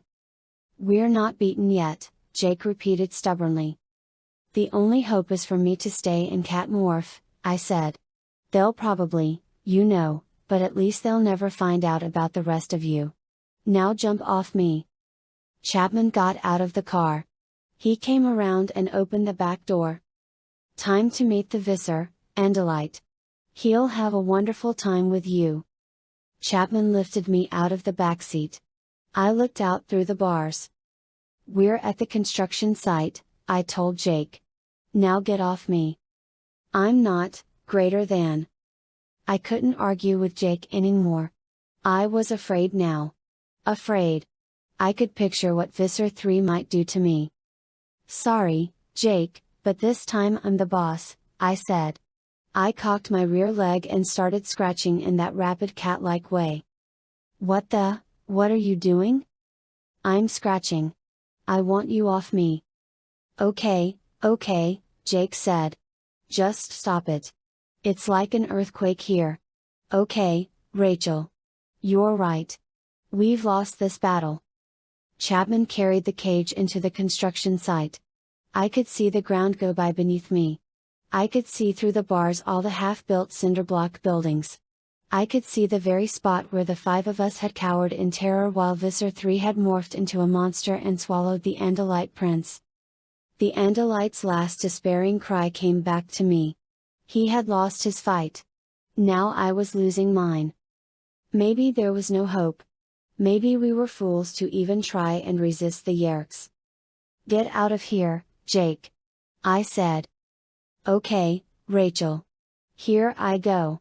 Look, be strong, Rachel. Yeah, Jake. You too. Jumping, greater than. A few seconds later, Chapman put me down on the ground. He waited beside the cage. The 2 of us stared off into the darkness. I decided to make sure Jake was gone. Jake? Jake? No answer. Jake, answer me. I've changed my mind. I want you to stay with me. If he had lied to me, he would answer now. Come on, Jake, I've changed my mind. I need you. No answer. He was truly gone. That fact filled me with grim satisfaction. If Jake and the others survived, there would still be some hope. But the feeling of loneliness was awful. Then I heard the sound of something large, moving swiftly in the air. I pressed my head against the door and looked up. 3 craft were descending toward the construction site. 2 of them were smaller, about the size of one of those recreational vehicles, maybe a little larger. They had a cowled, insect-like look. They looked like beetles with twin long, serrated spears pointed forward on each side. The Andalite had called them bug fighters. The 3rd craft was much larger, shaped like an angular battleaxe. It was black on black, sharp, and deadly looking. As it sank slowly toward us, I felt my fear grow. It was not the cat that was afraid. It was me, the human. The cat didn't know what this ship was. I did. I had seen it before. The Andalite had called it a blade ship. It was the personal ship of Visser 3. And terror seemed to flow from it. I could smell the fierce sweat on Chapman. I guess I was glad he was scared, too. Maybe Visser 3 would become the Vanarks and suck the Chapman Yerk out of Chapman's head. Maybe the true Chapman would experience a few seconds of freedom before he was killed. Maybe the Chapman Yerk would suffer before Visser 3 finished him off. Maybe. Fear is like a worm inside you. It eats you. It chews your guts. It bores holes in your heart. It makes you feel hollow. Empty? Alone. Fear. The blade ship landed between 2 half-finished buildings. The bug fighters came to rest on either side. They looked so strange, parked between the yellow-painted earth-movers and graders in the construction site. The earth-movers looked like toys. The alien craft looked like deadly weapons. I was afraid. I tried to borrow the cat's courage, his indifference. But then the door of the blade ship opened. I had no courage. Only fear. Chapter 20. Visser 3 in person is worse than Visser 3 as a hologram. There's nothing horrible about him. Not when he's in his normal Andalite body, at least. Andalites are strange looking, that's for sure. But they aren't frightening. But I had met a real Andalite. You could feel the difference between a real Andalite and the evil beast that was Visser 3. It was like he glowed with some dark light. A light that cast a shadow over your mind. Visser 3. Even Chapman feared him. Around the Visser, 2 Horkbuyer guards deployed. Each was holding a Drakon beam, not that Horkbuyer ever looked like they needed weapons. They were weapons. Marco had called them walking salad shooters. They were living razor blades. Wickedly curved blades raked forward from their foreheads. More blades were at their elbows and wrists. Their feet were like Tobias's talons, only much bigger, like tyrannosaur feet. They were 7 feet tall, maybe a little more, with a spiked tail. The Andalite had told us that the Horkbuyer were a good people, enslaved by the Yerks, just the same way the Yerks wanted to enslave humans. But it was hard to look at a Horkbuyer and think they had ever been anything but killing machines. Behind the Horkbuyer came 4 Taxons. Imagine a centipede. Now imagine a centipede twice the length of a man and just as big around. Imagine that the centipede holds the upper third of its body erect. Imagine pointed legs like steel pins below, and smaller legs with little claws as you get closer to the head. Not that it has a real head. There are 4 separate globs that look like chopped up red jello that are the Taxon's eyes. And at the very top, a mouth. The mouth is perfectly round and lined with row after row of small, needle teeth. The Andalite told us that the Taxons are all voluntary hosts. They are allies of the Yerks. And yet, as horrible as the Horkbuyer and the Taxons were, it was Visser 3 who made your skin crawl. Without the hologram communicator, the Visser communicated in the usual Andalite fashion. He thought-spoke, much like we all did when we were in Morph. That is the Andalite bandit? He asked Chapman. Yes, Visser.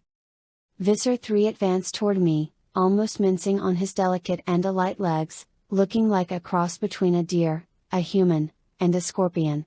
He aimed his main eyes at me. His stalk eyes scanned the area, always watchful. He brought his face close to the cage. I was staring right into his face.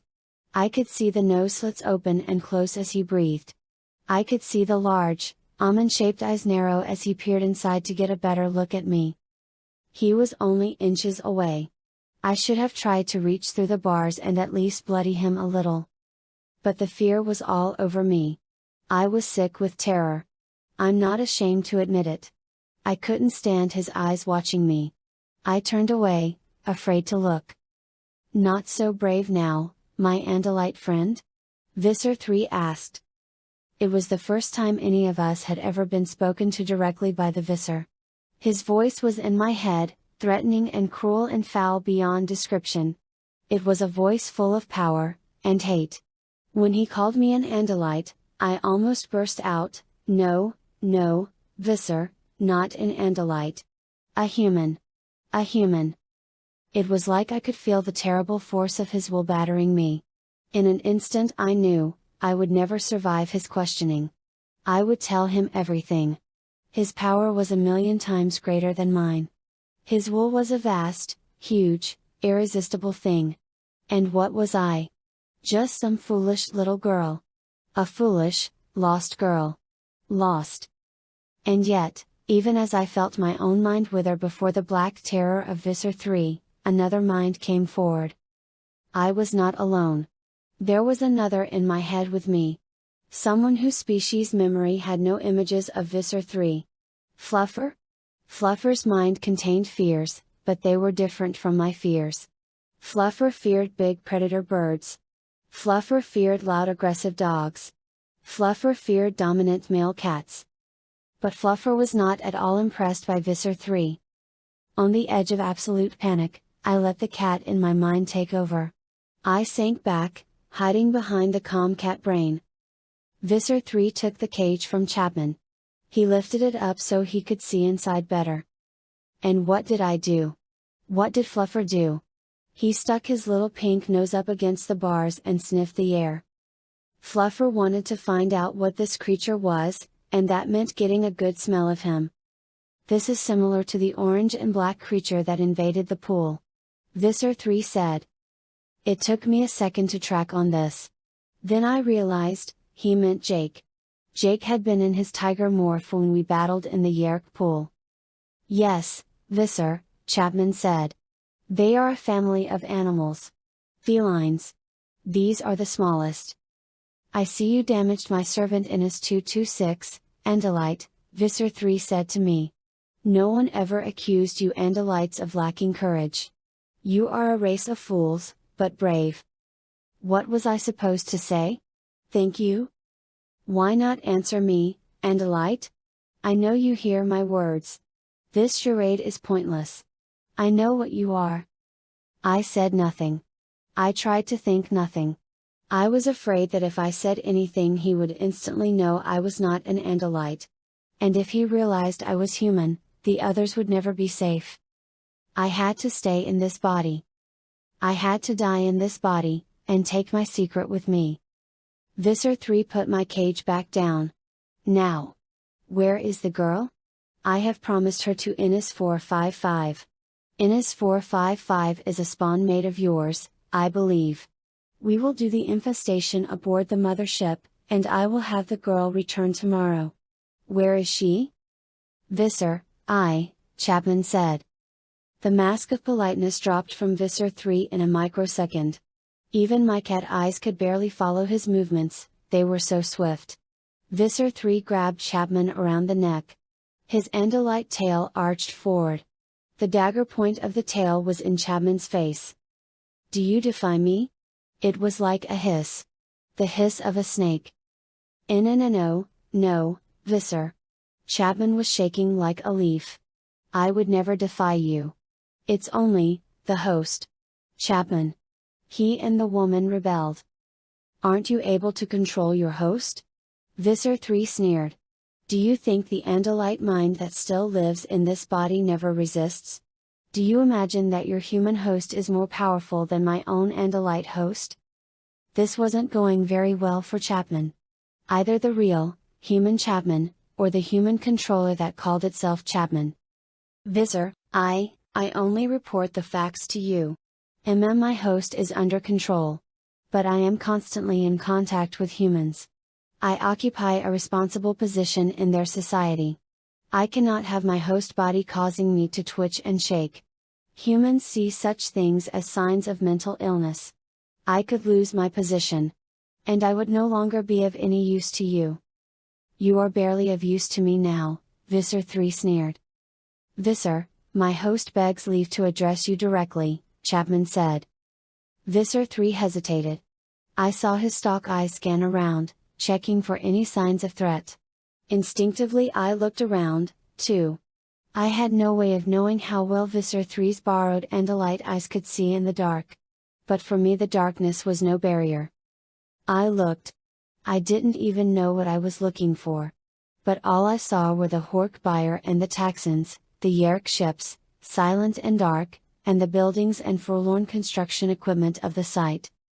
Then I caught a glimpse of movement. It was in the woods that bordered the construction site. A swift side-to-side movement, just the sort of thing my cat eyes noticed best. But when I stared closer, I saw no further movement. Probably just another Hork-Buyer patrolling. I will allow the host to address me, Visor 3 said.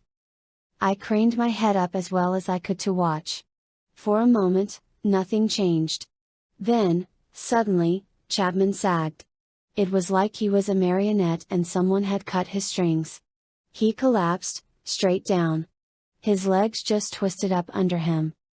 He tried to stand up. But it was as if he didn't know how to make his legs work. They would jerk and suddenly kick out, but he could not stand. Finally, he gave up. Visor, he mumbled. Visor, hurry. Soar, sorry. Visor? Visor. Visor 3. The real, human Chapman had been out of control of his own body for so long he no longer remembered how to move or speak.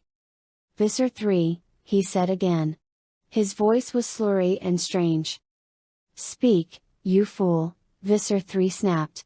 Do you think I can stay here forever? Visor 3. We had a deal. You know I never wanted to join you. My wife did. But I said no. But then my wife, no longer my wife by then, of course. Suddenly he began to cry. I could see his tears very clearly. My wife who was no longer my wife who was one of your creatures, threatened to give you my daughter. Chapman managed to raise one clumsy hand to his eyes. I forgive her. She was weak. And you feed on weakness. Yes, get to the point, Visor 3 said. A Hork-Buyer moved closer. He muttered something to the Visor, then moved away. I couldn't hear or understand what the Hork-Buyer had said, but it looked as if he was reminding Visor 3 that they shouldn't hang around too long. The point is, Chapman said, that I agreed to be made into a host. I agreed too. He looked like he was about to throw up. I agreed to surrender my freedom. To become a controller. To accept this filthy thing in my head. To accept your control. I agreed, but only if you would spare my daughter. It felt like my heart had stopped beating. Chapman had become a controller to save Melissa. He had given more than his life to save his daughter. The situation has changed, Visor 3 said. The Chapman person is an important part of our work. We cannot have him endangered by some uncontrollable human. The girl, Melissa, is no threat. But, Chapman struggled to lift himself up once again with clumsy legs and awkward arms. He rose to his knees. Then slowly, he stood up. He was wobbling and swaying, but he was standing. The girl is no threat, he repeated in a stronger, more confident voice. But I am. Chapter 21. You? A threat? Visor 3 laughed. He reached out with one hand to push lightly on Chapman's chest. Chapman fell back, sprawled out on the dirt. His head was just inches from the door of my cage. Tears were streaming down the side of his face. "If you harm my daughter, I will fight you. I will fight you forever. Ask your Yerk if he believes me. He knows me better than anyone. Ask Innes 226 if I will fight for my daughter." Chapman closed his eyes. The tears stopped. Then his eyes opened again. He picked himself up quickly from the ground and stood before Visser 3. The Yerk slug was in charge again. He was once again a controller. Before he stood, I saw something that frightened me all over again. It was Chapman's watch. The time was now 9:28. I had about 17 minutes before I hit the 2-hour limit. "The host will attempt to disrupt you?" "Yes, Visser. And the woman as well. She is not as strong as this one, but she was able to gain control of one hand. Perhaps she has deeper strength than we knew." He hesitated before going on. I could still smell the fear on him. "I am of more use with a passive, voluntary host. But I am your tool, Visser. I will do as you command." "Yes, you will certainly do as I command," Visser 3 said.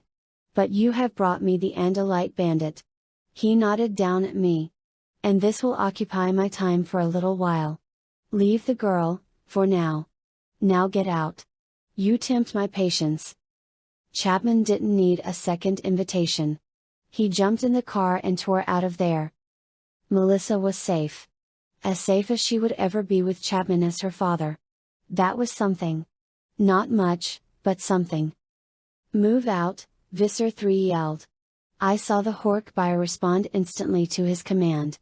The nearest one snatched me up and suddenly we were moving fast toward the blade ship. In seconds it would all be over. I would be aboard the Visser ship. I would leave Earth. The only thing in my future was pain. Maybe I would die before I betrayed my friends. A depressing kind of thing to hope for. So, what's happening now? Morale? I jumped and spun around inside my cage.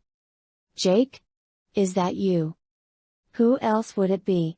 You know anyone else who would be a talking flea riding on your back?" "Jake, you were supposed to get away and be safe." "Yeah, right. Like I was going to abandon you. Listen, I could hear Visser 3's thought speech, but I don't know where we are.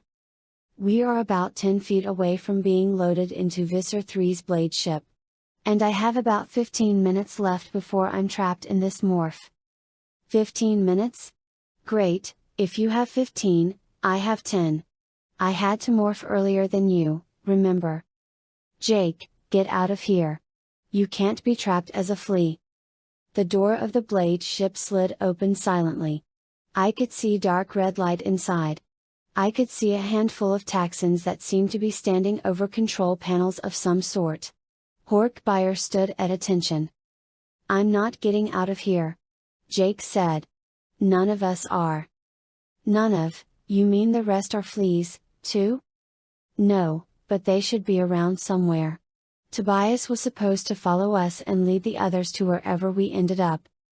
"They can't do anything." "Oh, really? Well, I bet they'll try." Just at that moment I heard a strange sound. My cat brain didn't recognize it. But the human me did. It was an engine. A big engine. Like a big truck. Or maybe a tractor. Or? An earth mover. The Hork buyer carrying me saw it, too. He ran into the blade ship and tossed me down. Then he ran back to the Visser, who waited in the doorway. "I think they've started one of the earth movers," I told Jake. "Then I guess it's time for me to get into this fight," Jake said. "I'm going to try a quick double morph. Hope it works. Here goes nothing. Yeehaw!" All at once, through the open door of the blade ship, I spotted the earth mover. It lumbered at a painfully slow speed. But it lumbered right toward the blade ship. "Get us into the air!" Visser 3 shouted. The nearest Taxxon said something in their slithery snake speech. It sounded like Sri Shwe Snurp Snurrup Street. 2 minutes to liftoff? Too long. Visser 3 said. His tail whipped forward. I saw a huge gash open in the flesh of the Taxxon. Greenish-yellow goo poured out. The other Taxxons all looked kind of excited. They were waving their little upper arms and snapping their little claws. You and you. Visser 3 pointed at 2 of the Taxxons. Get us off the ground. The rest of you may feed on this fool. The wounded Taxxon emitted a wailing, slithery scream. 3 other Taxxons rushed at him.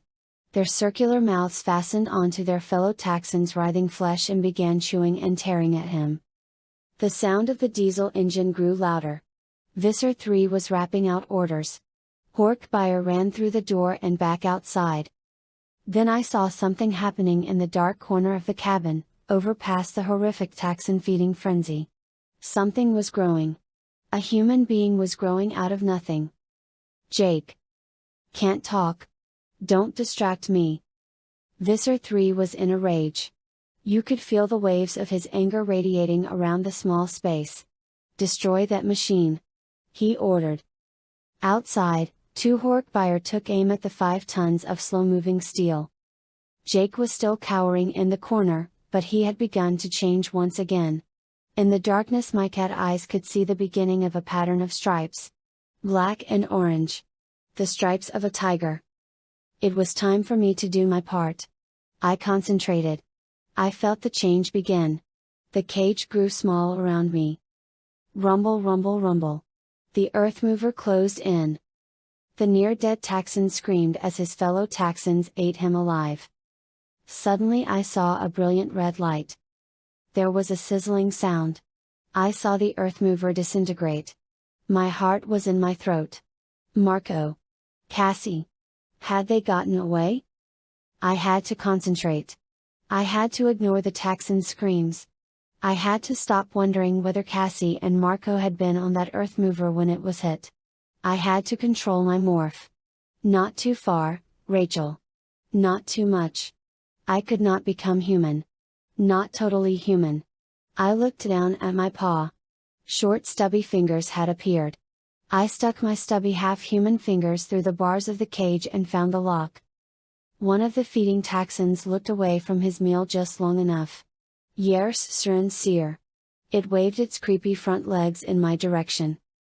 Visser 3 snapped around and glared at me with ferocious hatred. I opened the door of my cage. Awr. Jake leapt through the air, his huge claws outstretched.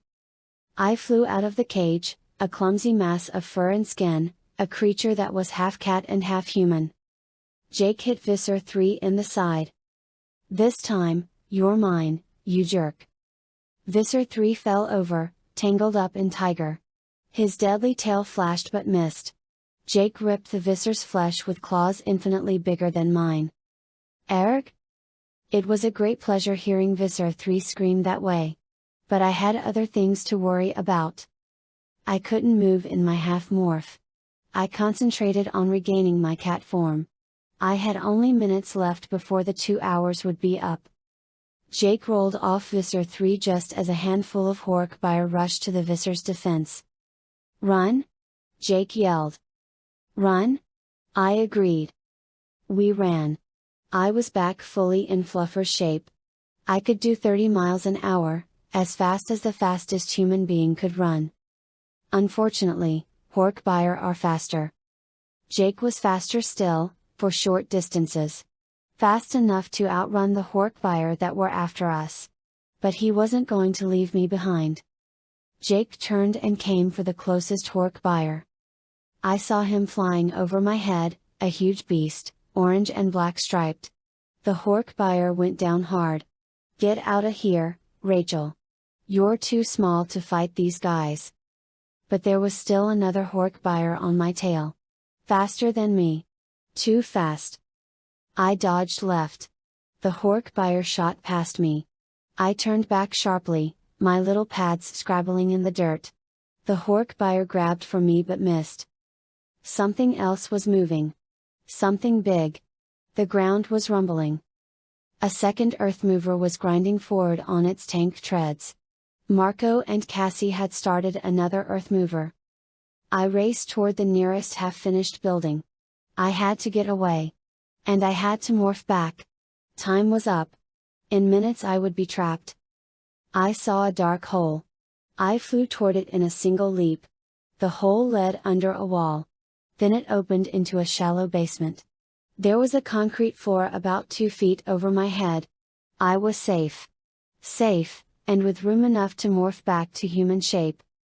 I tried to concentrate. Out beyond my little concrete shelter I heard growls and alien cries. I heard the rumble of the earth mover.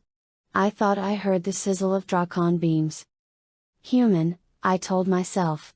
Return to human. Only minutes left. Then I felt a shattering noise. Then another. Another? It was like some giant was stomping around. The giant steps stopped. I was frozen, unable to even think, let alone morph. Crash. All around me pillars of rock hard, scaled flesh, each as big around as a tree trunk, ripped into the concrete. Grunch. The concrete was lifted off me. Torn away, like it was paper. I was exposed. Trapped. And standing over me, with the shattered concrete floor in its mighty hand, was a beast that seemed to be made of living rock. You won't get away so easily, Visser 3 said. Chapter 22. It was all over. I knew I was done for. Nothing in the world could stop the beast Visser 3 had morphed into. He was 20 feet tall. As tall as a telephone pole. He stood on 3 massive legs, each as big around as a redwood tree. He had a tiny head, not much bigger than a human head. He would have looked funny, except that there was nothing funny about what he was doing. With 2 long, mighty arms he was casually tearing up the concrete. He slammed his fingers into the cement. He ripped it up in slabs and tossed them over his shoulder. One of the slabs hit a hork buyer and crushed him. I don't think Visser 3 even noticed or cared. I ran. Crash. One of the Visser's huge hands slammed down in front of me. I scampered back and turned. Crash. Another hand like living rock slammed in front of me. Even the cat in me knew it was hopeless. Visser 3 glared down at me with tiny bright eyes in that weirdly small head. He reached for me with both hands, cupped together, forming a wall around me. Crrrunch. Visser 3 hesitated. Boom. I bolted. I leapt to the top of a wall. 6 feet straight up, and trust me, as scared as I was, I could have jumped even higher. Out of the corner of my eye I saw what had happened. The earth mover had ground forward and slammed into one of the bug fighters. The bug fighter had exploded. Arrgh. Visser 3 roared in fury. I did not envy the hork buyer and Taxons who had let that earth mover get through. I ran along the top of the wall. It was cinder block, full of holes and only a few inches wide. It was a much tougher challenge than the balance beam in gymnastics. But I was running as fast as a very scared kitty can run. I'll kill you all. Fools! Visser 3 screamed.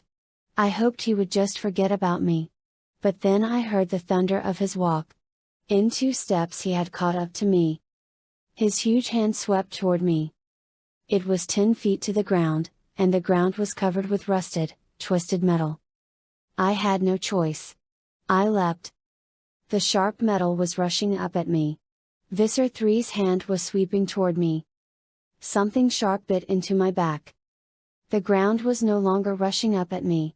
Instead, I was zooming through the air. Geez, Rachel. Next time you want to morph into a kitty, pick one who doesn't eat so much. Tobias. I can get you as far as the trees, that's it, Tobias said. I have to morph back, I said. My time is up. We flew toward the trees. Tobias strained to keep us in the air. I knew he was at his limit of endurance. Drop me, now. We were in the trees. Tobias dropped me. I fell through the air. But my tail pivoted and kept my balance perfect. A tree branch. Slam?